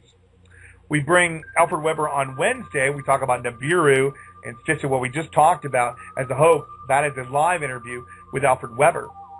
Then, of course, on Monday night, I kind of gave you all, and you can listen to that radio show. It is on YouTube right now, where I go in depth on my own thought process of what this is and what we should be calling it. And then, of course, tonight I've been talking for like 2 hours straight here. Normally, I don't do that. I, bring people on the air. But I thought a lot of this needed to be discussed and needed to be handled. So we're going to go into a break right now. We're going to take a quick break. And we, of course, as I said, there probably will not be a special edition of 32 Degrees this weekend on Truth Frequency.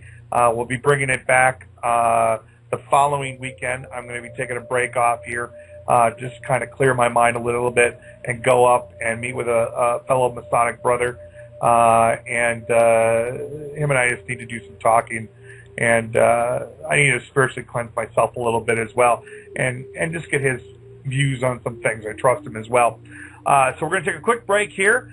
Come back. We'll bring on Kevin and Jay Larson. If you want to join into the round table, 347-324-3704. Again, that's 347-324-3704. We'll be right back right after this little bit of a break.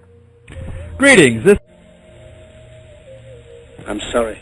Little sound bit right there as we came into the last final hour here on 32 Degrees of Insanity.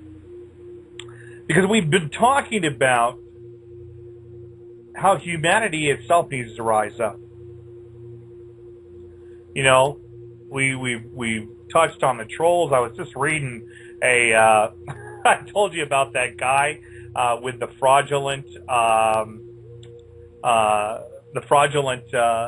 Nibiru claim, his video. He goes, mention me all you like. Mention my details and there'll be problems. Let's not forget, it was YouTube that supplied you with my details, so I doubt they would be impressed much if you then went on and gave my details out to all your listeners. That would be very silly, Donnie. Surely you're not that silly. I'm not going to give the guy any. All I know is he's a fraud. The video's a hoax. If you see the video, guys, it's called, and it's actually his YouTube channel is Stead1975, I believe. And you can see it. It says Nibiru in Fife, Scotland. Kathleen Bell, who is one of our great listeners, thought it was real. She's the one who brought it to me, presented it to me, and I looked at it and went, could possibly be. You know, then I thought, well, we'll take a look at the Fife, Scotland area where this, and then it showed up in the BBC documentary in regards to the to Nibiru. And then I challenged that guy. I go, well, you know, you have the video in there, but you haven't followed any copyright. And he goes, well, I don't like how you handle yourself. And I go, you know what? You're a fraud. You're a liar. You didn't produce the video, and if you did, you produced it under fraudulent terms. And it's not out of Fife, Scotland. It's somewhere else. I don't know what it is, but you produced some fraudulent video that got into a legitimate video in regards to Nibiru, which actually has some of my footage in it as well. So actually, when I showed that video, I didn't show this, excuse my French, but this asshole's video. I showed the BBC video. So whatever, it doesn't matter, you know, I'll win the copyright thing. And this just shows you guys, it's just how they attack Donnie Gilson. How I'm attacked. Left and right. They leave everybody else alone, but why do they attack me individually? Because, of course, I'm on the right track.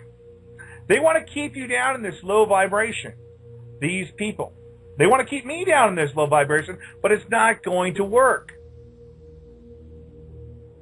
Now, before I bring Jay Larson and Kevin to the show, I do want to bring you guys into something that was on the INF 5D website. It goes DNA upgrade through the merging of the galaxies by Phil Rowan.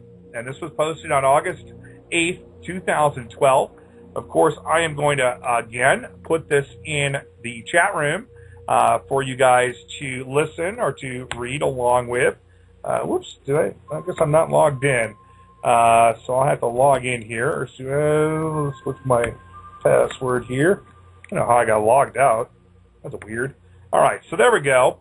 I put the article in there, and I'm just going to read a little bit of it, and because I think this has a lot to do with what we were talking about. And actually, on Monday, I mentioned briefly about this small solar system, this dwarf galaxy that was mixing with our Milky Way galaxy. A thorough explanation of how DNA and human consciousness are completely interconnected, along with how this is related to the merging of the Sagittarius dwarf galaxy and the Milky Way galaxy. The above picture shows the Milky Way galaxy as seen from Earth on a clear night. Okay, and it shows the galactic plane, okay, the picture does. Since our earliest education, we have always been taught that the Earth, our sun and solar system, belong to the Milky Way galaxy. Now, new scientific evidence clearly shows that not to be the case. One of the greatest astronomical mysteries of the Milky Way is at an angle when seen from Earth. If our solar system merged out of the Milky Way, we would be in line with the whirlpool disk, but as it is, we reside at an angle to it. That long-time mystery has now been solved. A new infrared digital survey of the entire sky was made in 2003. Teams from the University of Virginia and Massachusetts used a supercomputer to sort through 500 million stars to create a new star map showing our solar system to be at the exact nexus crossroad where two galaxies are actually joining. Now, if you remember my pictures of the so-called Nibiru disk, right? You know that I called it the Nibiru system, the super system.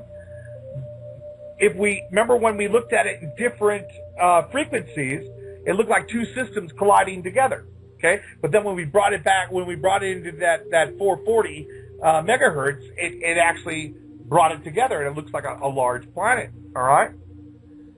We are now joining the Milky Way community with all implications thereof. A sense of shock came as scientists announced that the sun, the moon, our planet, and its siblings were not born in the familiar band of stars known as the Milky Way galaxy, but we actually belong to a strange formation with the unfamiliar name of the Sagittarius dwarf galaxy. Now that's interesting that they say that, because the NASA insider of the picture that I showed you earlier, and if you go to my Facebook page and look under my photos, you can see the new picture of Hercolubus with the dark star next to it. And my NASA insider said that that picture was taken in the constellation of Sagittarius. Okay? How can this be? Using the volumes of data from 2-micron all-sky surveys, a major project to survey the sky in infrared light led by the University of Massachusetts, the astronomers are asking questions that have baffled scientists for decades and proving that our own Milky Way is consuming one of its neighbors in a dramatic display of ongoing galactic cannibalism. The study published in the Astrophysical Journal is the first map the full extent of the Sagittarius galaxy and show in visual vivid detail how its debris wraps around the masses through our Milky Way. Sagittarius is 100 times smaller in mass than the Milky Way galaxy. So it is getting stretched out, torn apart, and gobbled up by the bigger Milky Way. We are at an angle to the arms of the Milky Way whirlpool disk because we did not come out of the Milky Way, but we came out of the Sagittarius dwarf galaxy, which is now colliding with and being eaten by the huge Milky Way. Wow. Talk about stretching and... Whoa. It has been known that the Milky Way collects materials from other galaxies and overwhelms the small ones. The Sagittarius dwarf galaxy from which our solar system came is very, very small and being energetically consumed. We are about to join the Milky Way at the energetic level of a whirlpool disk. And then it shows this view thing of the rings around the Milky Way galaxy. Here are the remnants of other smaller galaxies. You can see where our sun is located, and that you can see where the sun is located, and this is where it's moving in entirely a different direction than it thought, tracing the ring in which our solar system resides, and you can see its path, and blah, blah, blah, it goes on and on. But in this picture, we see a binary star. We see a companion star. Not only is that companion star part of the Milky Way galaxy, but part of the Sagittarius system as well. Now, one of my subscribers wrote me something, and I want to read it to you real quick, and I will get you on, guys, I promise here. I'm kind of going off of my own little tangents here. And one of my good friends, Charles, wrote me this today. Or yesterday, I'm sorry. He goes, "Hey, friend Don, been busy and haven't caught your last couple of shows. It's nice to see that you acknowledge the dark star and see it as our sun's twin. It's not just our sun's twin-bit sister, it's also its estranged wife, just like every great mystery. I sent a message to you long ago concerning a stone called the lapis exilis, the crown jewel of Lucifer, which is hopelessly out of my reach. The lapis exilis is in actuality a chunk of the dark sun for the last time it passed. What makes it special is that it's hypercondensed crystal, impossible to recreate on our planet due to environmental reasons, i.e. intense gravity. The lapis exilis would be Osiris's missing phallus. In any case, back to the mystery. You stated that the Gnostics always knew, and that is true. The Gnostic Gospel of Judas is actually the Gospel of the 13th zodiac. And we know that the 13th zodiac is Ophiuchus, right? I've talked about Ophiuchus before. And we talked about the Bernard star, a.k.a. Hercolubus, a.k.a. Bernard star, which is in Ophiuchus. Okay, so it's all kind of making sense. The apostles' disdain for Judas is really their dread of the 13th sign and what it means for us. The twin savior mystery. There is twins on every level, and our solar system is not the only one we are set to meet. Our cosmic twins await us in Aquarius. Now, we've all talked about twin flames before as well. You've read my article on twin flames. A lot of us, I believe, are alone right now and not together with their twin flame because they're not here. They're not in this dimension.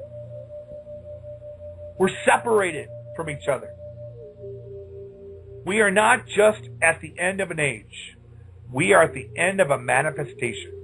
A manifestation is 3 Earth ages. The last 3 would be Lemuria, Atlantis, and our current civilization. Just what I talked about in the story of Hercolubus. And the 7 races that I talked about on Monday night's show. And if you haven't caught that show, please listen to it on YouTube. Send it out to all of your friends because this is the truth you're getting right on this channel tonight. You're getting the truth, the story behind all of this. It's all starting to match up, and this is the research that we're going to be directing this radio station down. Or this radio station, at least my show. You must have heard with your occult background that long time ago, before the fall, Scorpio, Libra, and Virgo used to be one sign. That would be the first manifestation. What do you think? Well, of course, Charles, I completely agree. And I'll have to write you back. I don't know if you're listening to the show right now, but you probably now know that I completely agree with all of that. And with that being said, I'm going to bring, let's see here. Oh, Sister Sarah is in there as well. We'll bring, let's see. We'll bring Sister Sarah. I haven't had Sister Sarah on for a while. Sister Sarah, welcome. Thanks. Hi, Donnie. How are you? I'm okay. How are you? Oh, hanging in there, of course, always. It's been kind of an interesting show tonight. Yes, it has been. I kind of want to do the little, remember that movies, popcorn? That's what I want to talk about. Well, it's always an interesting story when you listen to Donnie Gelson's 32 Degrees of Insanity. Okay. I'm thinking about a different movie, but here's how it's related to what you're talking about, I think. Okay. It's that if one is ascending, if one is ascending, then, or let's look at it this way. What prevents us from feeling totally happy? It's always some sort of fear or some sort of dark thing, right? Right. So it would mean that, or logically speaking, we would have to master those things that once made us afraid and made us intimidated. You know, which sort of has a parallel theme to freedom, you know, which many of us are interested in. Also, the good people in the chat room. Hi to you, to the good people in the chat room. Anyway, right. Ignoring those others. So, I'm prefacing the movie I'm going to talk about because it's a movie in and of itself that tends to facilitate fear. It's Rosemary's Baby. So I don't know why, but for about the past 3 weeks, I would say that, and I love his film. I mean, just never mind anything esoteric in it. I just love it as a film. And I watched it about 6 months ago, and so. Did you say The Stone? What? Did you say the movie The Stone? Rosemary's Baby. Oh, Rosemary's Baby. I'm sorry. Okay. Go on. Yeah, Rosemary's Baby. And so I don't have a lot of fear associated with that film because I really love it. I love the cinematography and just a whole bunch of things about it. So when it was coming through my mind sort of randomly in connection with certain events, but I wasn't putting them together yet, just the way my process works, didn't have a lot of fear associated with it, so I'm able to really look at it, you know? And so here's what I'm coming up with. You know, we've just had this Batman thing, which has really turned out to be horrible. And so that's why I think it's important for me to speak up, regardless of what people think about me, you know? Because it's just an intuitive kind of hit that I keep getting. And it's the scene where she hears the baby crying. She's already gone through facing that it's everyone in her world is totally like the devil. Like she's, scared to death. But there's that baby crying that she loves. And there's that scene. The scene is when she walks into the room and she picks up the baby. But all the other witches, they want her out of there. They want her dead, you know. They don't care about her. But what's his name? Standing right there says, no. Let her. She's mother. Let her do it. And then the movie ends with that. With one having to embrace intellectually that concept of that pure goodness, because as far as I can tell, I mean, I've watched it a lot. It's a baby. It's her first baby. We don't know anything evil in her background or anything. That's not Rosemary. Rosemary's just a regular person, and this is her first baby, and she was in love. And that's what pulls her through that very dark scene. Right up until the end. And of course, we don't know what happens, but I don't know why, Donnie, but you're one of the few people I feel as though I can tell this to. I may be off too, but, no, I think you have a tremendous amount of courage. And, I had trouble getting into the chat room, through this whole, year and a half because of technical issues. And I started because of a new smartphone to get in, but still it's all, the screen wobbles and it's really hard to type. But, not tonight. It wasn't tonight. Tonight I was able to, look at things for a little while. But there were a couple of nights I didn't want to be there because of trolls. Why would I, after hearing everything I've heard about trolls, after seeing what they write on your YouTube, why would I want to go hang out with that? Really? Right. It's boring. You know what I mean? Mm-hmm. So I have no desire to be in the chat room anymore. It's because of trolls. It's like, why would I want to do that? Well, we've been quite fortunate. I've been trying to moderate it as much as possible to make sure that we have some positive vibrations within the channel. Of course, we miss some here and there, and the chat room's not the all. We know I was looking at the numbers of the radio show, and it seems to me that we're seeing a consensus of more people that are listening, not partaking in the chat room, but we're seeing some record numbers Freedomizer as far as listening is concerned, and so that's a positive thing. Even though we don't have the the huge chat rooms that we used to have. I think you're right. I think people are just getting sick of the troll activity and would rather just kick back, do some work online while they listen to us on the air. Yeah, and it's a good example of we don't need policing, to help us handle that. We gotta know. I go all over the internet. There's things with comments on all kinds of YouTubes. I mean, it's you just go whoa, but. I can do the same thing. I just think there's something about, meaning we don't need policing. Just like you said, people decide, okay, I could do something else here, It's boring. So thanks. I just wanted to, what do you think about that Rosemary's Baby thing? You have any spark any? That movie creeps me out. Huh? Whenever I think of Rosemary's Baby, I always think of that scene of when the baby comes out and the red eyes come out and they're all laughing. Ah! That movie has always creeped me out. That movie was released, if I'm not mistaken, was released in the August of 1969, I think. It was actually, it's more interesting. It's June 12th, 1968. I looked it up. Oh, June 12th, 1968. While you were talking, yeah. Because you were on and I was awake, and so I'm going, wow, maybe I'll be the cue and I can finally get to tell you, I didn't want to really write it anywhere else. Yeah, I just remember as a kid, because I was born in 1969, I thought I remembered it being released right around the time I was born, but I guess it was released a summer before I was born. But my mom would talk about it, and I would always got creeped out. And that movie and The Exorcist always kind of creeped me out. Kevin's been holding for a while, too. I'm going to bring Kevin to the show. Kevin, you there? Yeah, I am. Hey, Kevin. Sorry I had you on hold there for a little bit. I'm going to bring Jay Larson to the show, too. Jay, how are you? I'm fine, Johnny. How you doing? Good. Welcome, everybody, to the show. We got about a half hour left, so I thought I'd make it into a little bit of a roundtable for you guys. I know you guys have been waiting patiently to talk on the show tonight, and I really appreciate it. You guys sitting there and letting me go through my 2 hour, 10-minute rant on this Nibiru hoax, and that we, hopefully we could bring it, educate people on what this really is, this scientifically proven celestial body.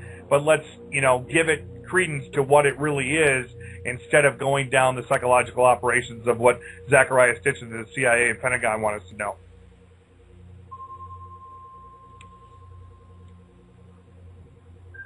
Hey. You guys have the floor. There you go. Well, I was hoping out to let Jada say something, and I was giving everyone I had my time, so I was quiet. All right. But what I wanted to bring up is, you're talking about Zachariah Stitch's involvement with the Gulf War. Now, if you remember, during the Gulf War, that the Iraqi museum was looted.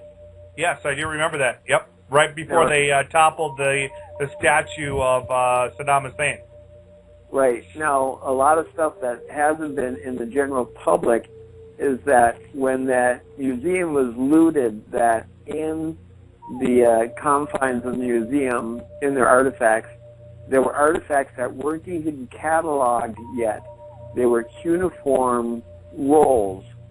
Now, if you know anything about cuneiform, it's a cylinder, and on the cylinder it has little etchings. And when they roll it across clay, it makes an impression, and this is what they use for their language.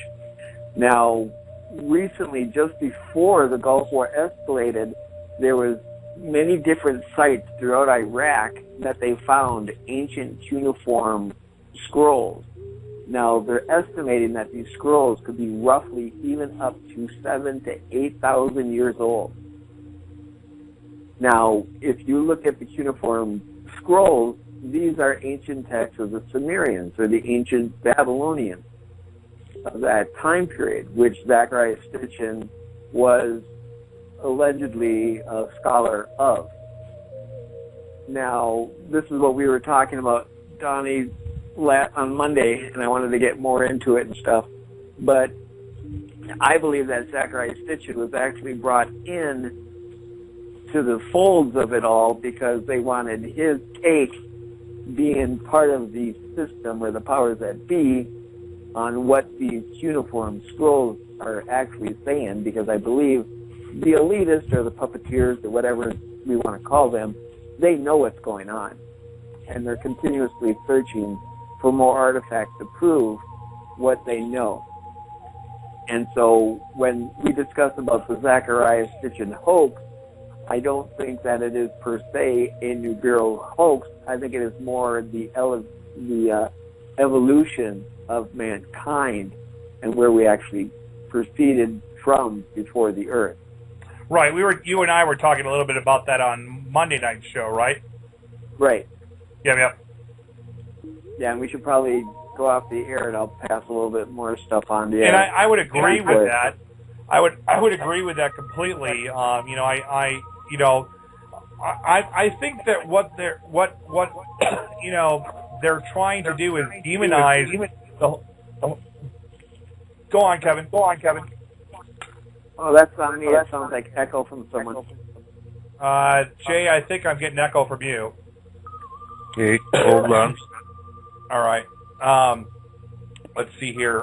No, what I think is that they're trying to demonize the whole creation theory, as far as us, being created by the Anunnaki.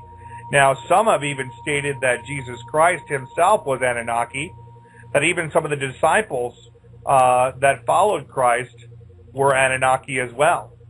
I've read that in texts as well. I don't think we're ever going to get a real true story until these guys show their faces. Yeah, that's true.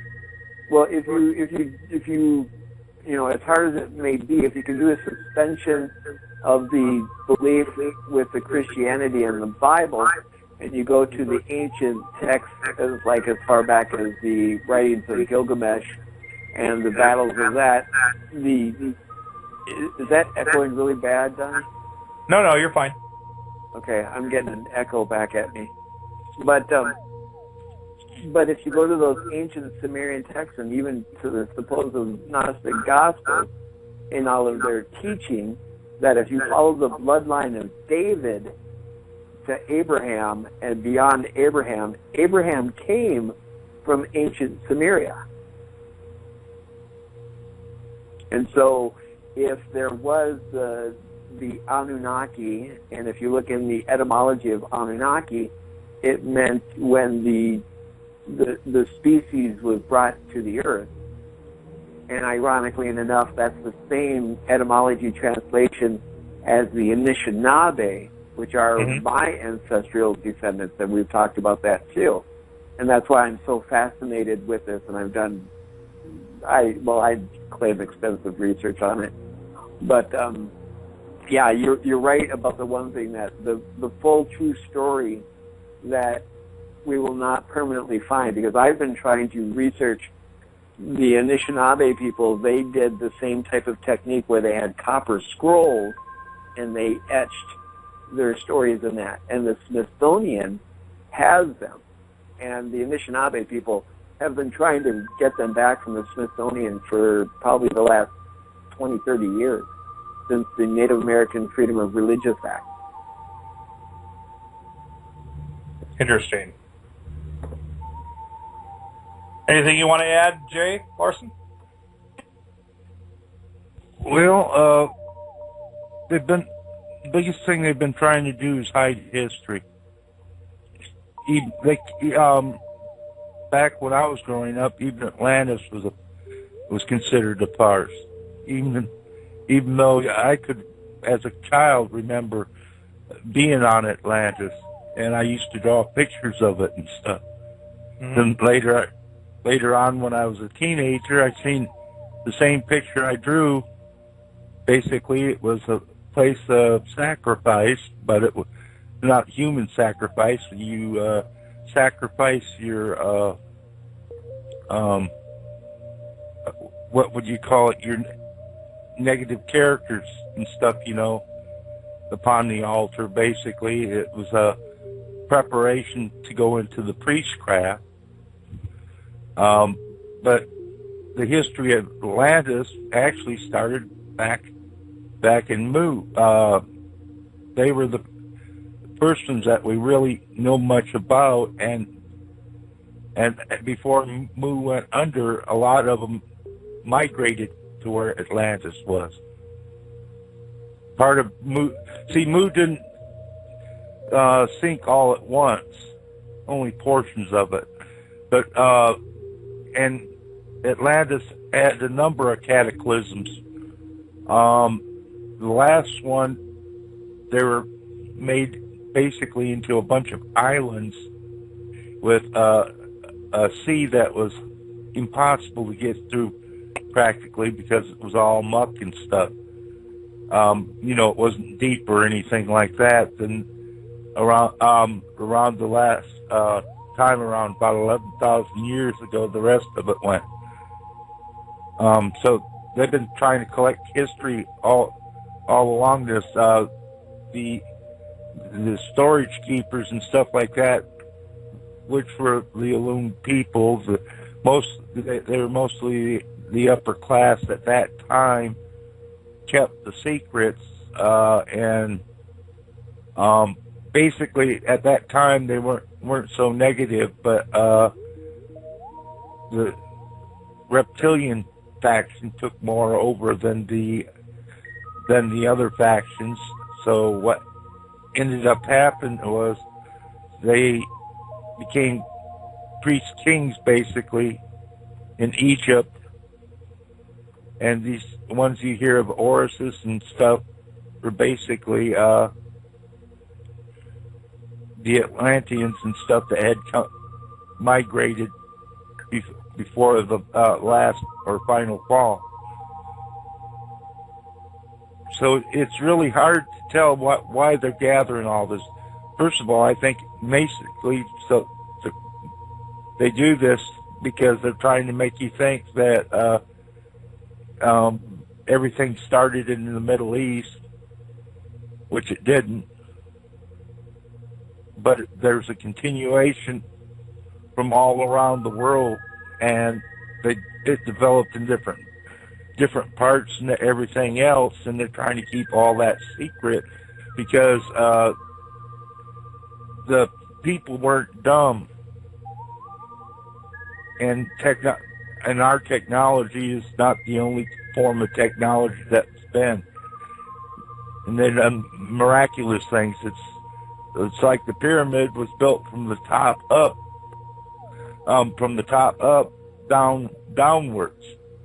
Now, to have a technology to do that is almost impossible thinking. Well, that would be anti-gravity, technology right there. Not only anti-gravity, but materialization. Right, materialization as well. Well, yeah, of course. Have you done? Yeah, Kevin. Well, I was going to ask you, have you ever done any research on a gentleman named Robert Ghostwolf? Robert who? Robert Ghostwolf. No. And Robert Ghostwolf, interested enough in the mid to late 90s, was told by a contingency of elders to go into Colorado, into the mountains. And he led a small group of people there and came back with images of huge stone carvings that were 20, 30 feet in height. And they were so overgrown with foliage and with, erosion and stuff of that nature. But it had different characters. And I don't know if the images are still on the internet at all. But I remember one of them was a griffin. Another one was, and they were almost characters that you would think of with Greek or even Roman mythology and stuff. But what Jay was talking about with like the history or the belief of the cradle of civilization, I don't think we'll really ever really know exactly where that is because of the Earth being possibly 7.3 billion years old. Who's to say that there's not a civilization that was here just 100,000 years ago? You have nothing that surpasses that time frame in existence, because if you think of weathering and whatnot, what do we know of? What's the oldest thing that we know of besides like the mountains, and even them through history change? Well, eventually we'll find out the truth because our DNA will repair itself, and all the information is in the DNA, our whole genetic history. I think that when we're talking about creation and origins, I can't help but think of Genesis and also Jesus, who is really, even if we're talking in quote New Age, lingo, he was, you can't find a better shaman, really, than Jesus. So anyway, what I think of is right from the beginning of Genesis and throughout the entire book, whenever there's goodness that comes, that's transcendent of everything, that's miraculous, whatever word we're choosing, that glorious thing, that's hope in the midst of, whatever metaphor we're going to use. I'm not going to be a poet here at this moment. I just won't be able to pull it off. But, that we do know it, I think, Kevin. We have to know it. We have to know it. That's how everything is done. It's not through, it's by knowing what the Father is. It's always, which is another word for creator, can be. It can be. It's not, I'm not going to define it. It can be word for creator, which can be word for origin, which then gets into this issue of time, and let's just stick to time. I was going to go to space. I won't pull it off. Time. And it makes me think of what I thought of, Kevin, when you started to talk of was ancestors. I think we're missing that, or it's hard for us because many of us are wounded children. Many of us were abused without knowing it. It's just part of the ancestors. The ancestors don't go away if we believe in eternal life, or even if we have another paradigm of spiritual beliefs that we practice or follow or aspire to. There just is this notion of eternity and this time-space thing and the ancestors. You see, we're maybe running away. Our tendency is to run away from that past, that scary thing, the oppressive thing. But running away never does it. And we know that, and I think we're all here, anyone who's here, thinking about that. What do we do? And so I guess I'm just saying I don't know that I have found anything better, really, than what's in that book. So why not keep it simple and really just keep going, moving forward. And we do know, I think we do know where we come from. And that's why that's saying Back to the Future, because it really is like that. There's this great musical concept. Once you get into 21st century music like John Cage, and, this is a Japanese composer too. He wrote about this, about Back to the Future, about time and space, because music is so very much about time, mastery of it really, which will never end, which keeps you going forward, Well, why do you think that they even went so far as change the harmonic scale on the piano? Oh yeah, they did. That's a great point, Kevin. Hardly anybody talks about that. Yeah. And if you think of that, at one point, our entire harmonic range that we used to feel and hear, which is the same thing, because hearing is feeling, if you look at the whole concept of how the ear works and everything, because energy is harmonic vibration. And so if you think that the whole harmonic scale has been purposely changed, why? Why would they change that?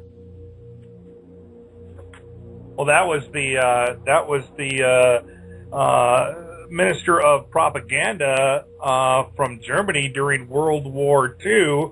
Forget his name, but he's the one who changed it from 430, right, megahertz.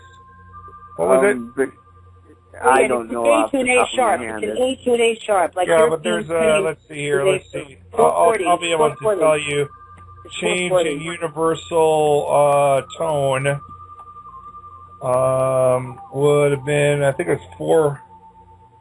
Starting the universal tone. Let's see here. That's universal megahertz. So let's see, megahertz. I think it was. Let me just see here. Keep talking, guys. I'll find it.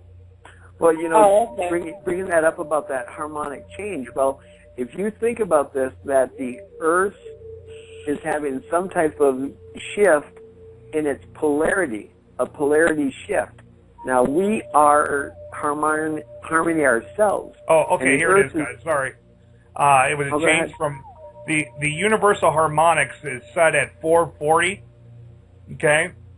The universal harmonics was set at 432. I'm sorry. The Nazis changed it to 440. So the natural A scale is 432, and that's the frequency of the universe. In 1939, the Nazi propaganda minister Joseph Goebbels changed it to 440, and now that's what most of the music that we listen to today is set at 440, but this is what 432 sounds like, guys, right here. Hang on, let's see if I can play it for you. Let's see here. It's probably so low. Can you hear that?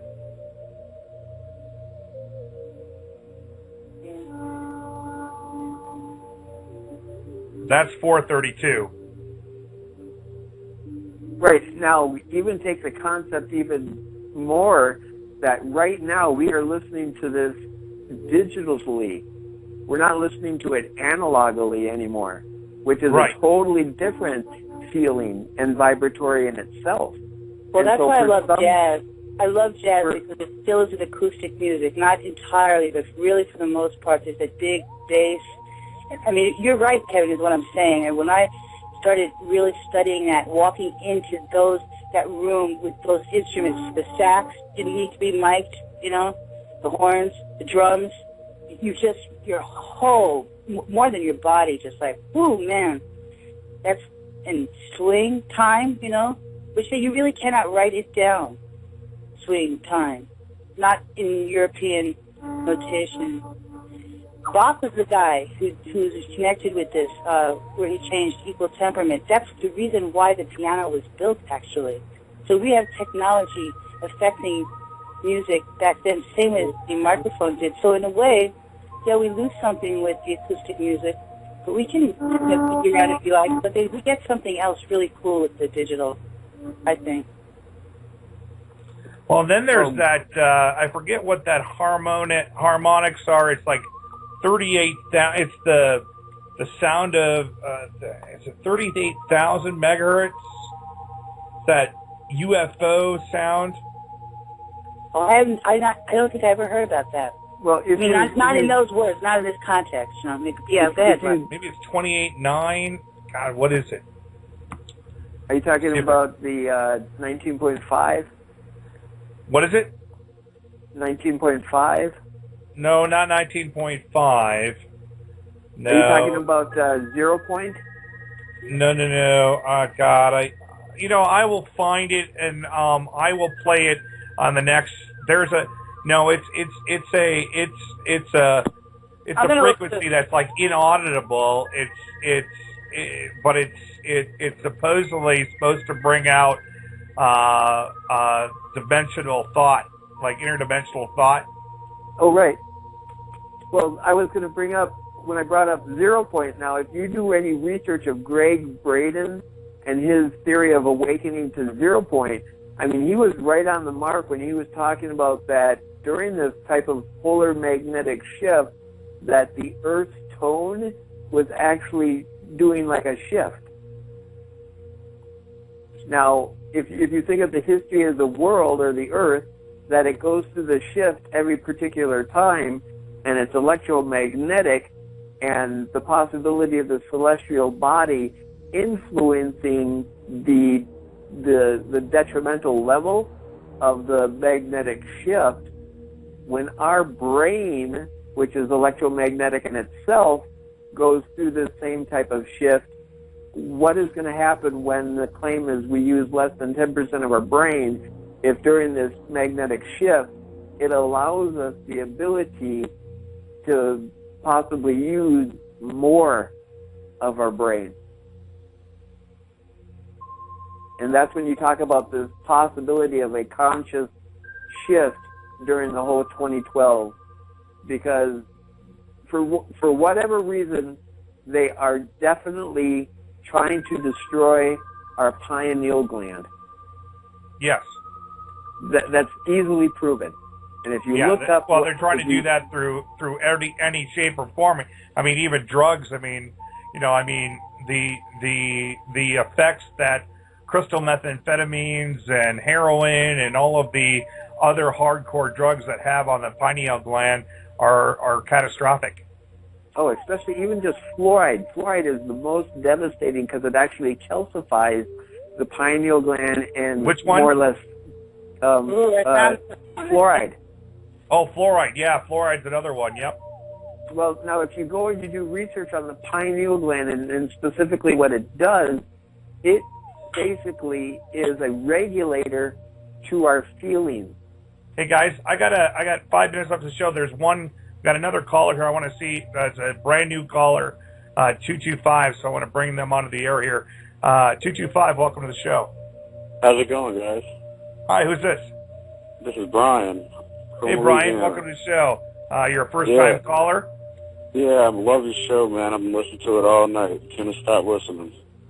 I've actually done a lot of meditation with the plants, the pineal gland. And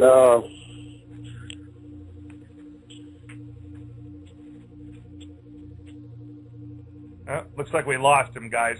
Well, you know, we try.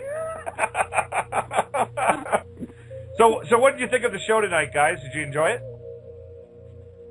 it? I always enjoy your shows, Donnie. Not to butter you up anymore, but you know, the only thing that I would ever say, sir, and I say it with the deepest love. I know.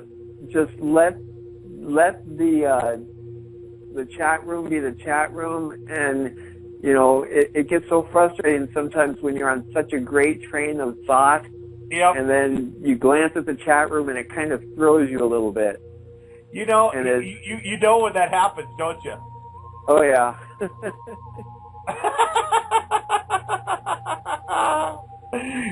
I think everybody has been able to tell when I, like, lose a thought.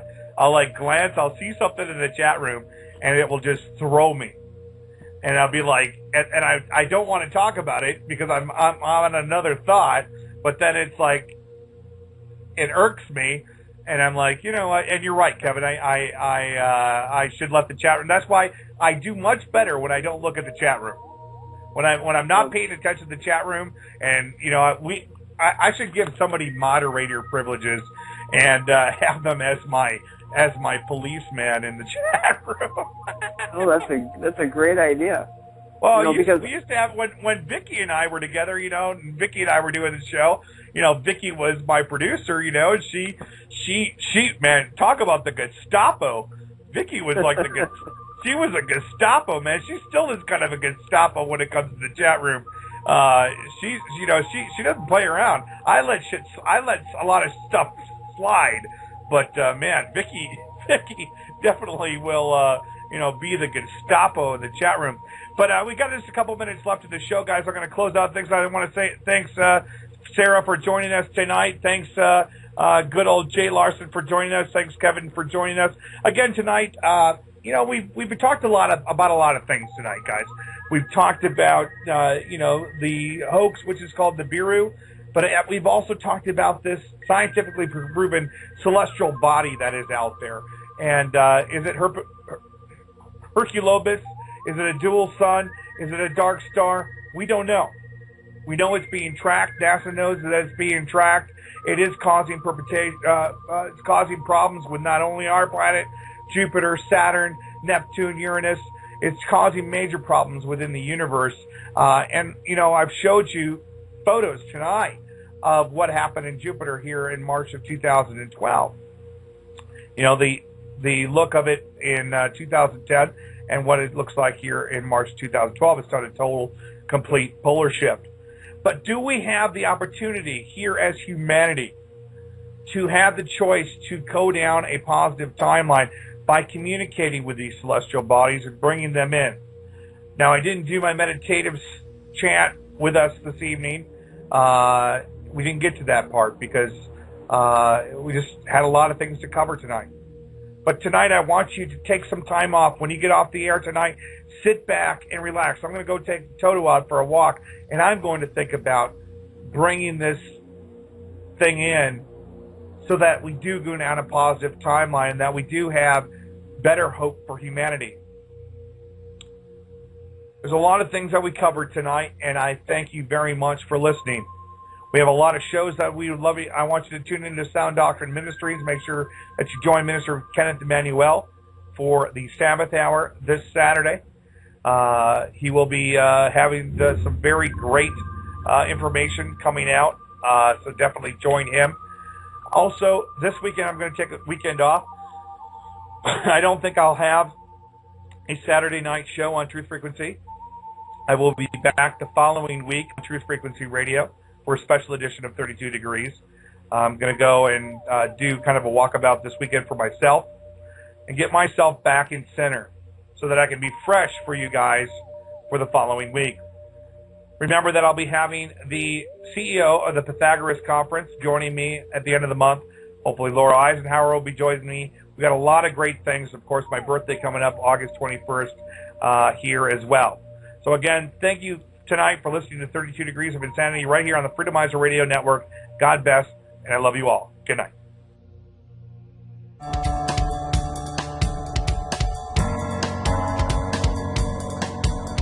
Slip into my world for a moment. If I could be your girl, I'll never show it. I'll leave it up to you to make that first move and show me you've got nothing to prove. You're under the spotlight, you're under review. I'll be watching you close if you choose to pursue this heart. It's been battered and bruised, but it's waiting to love you. I'll be in moonlight in the depths of a darkest night. If you'll be my sunrise, the beginning to my never-ending story of love and life. Can you paint the picture, my beautiful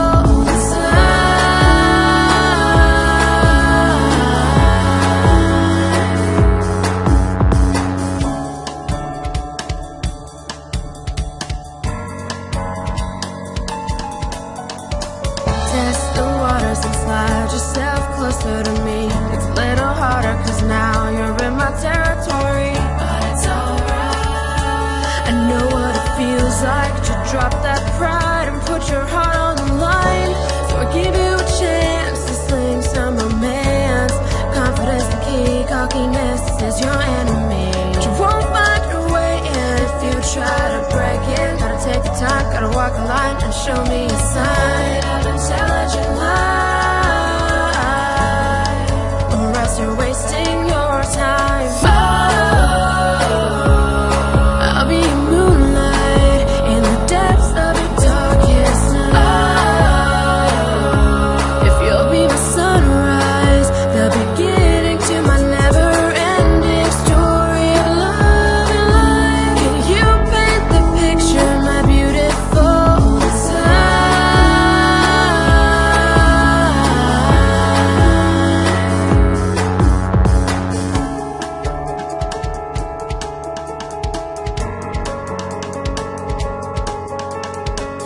I could be everything that you need, or I could be a catastrophe. I'm not looking for a love and leave. Just stick around, you'll find there's so much more.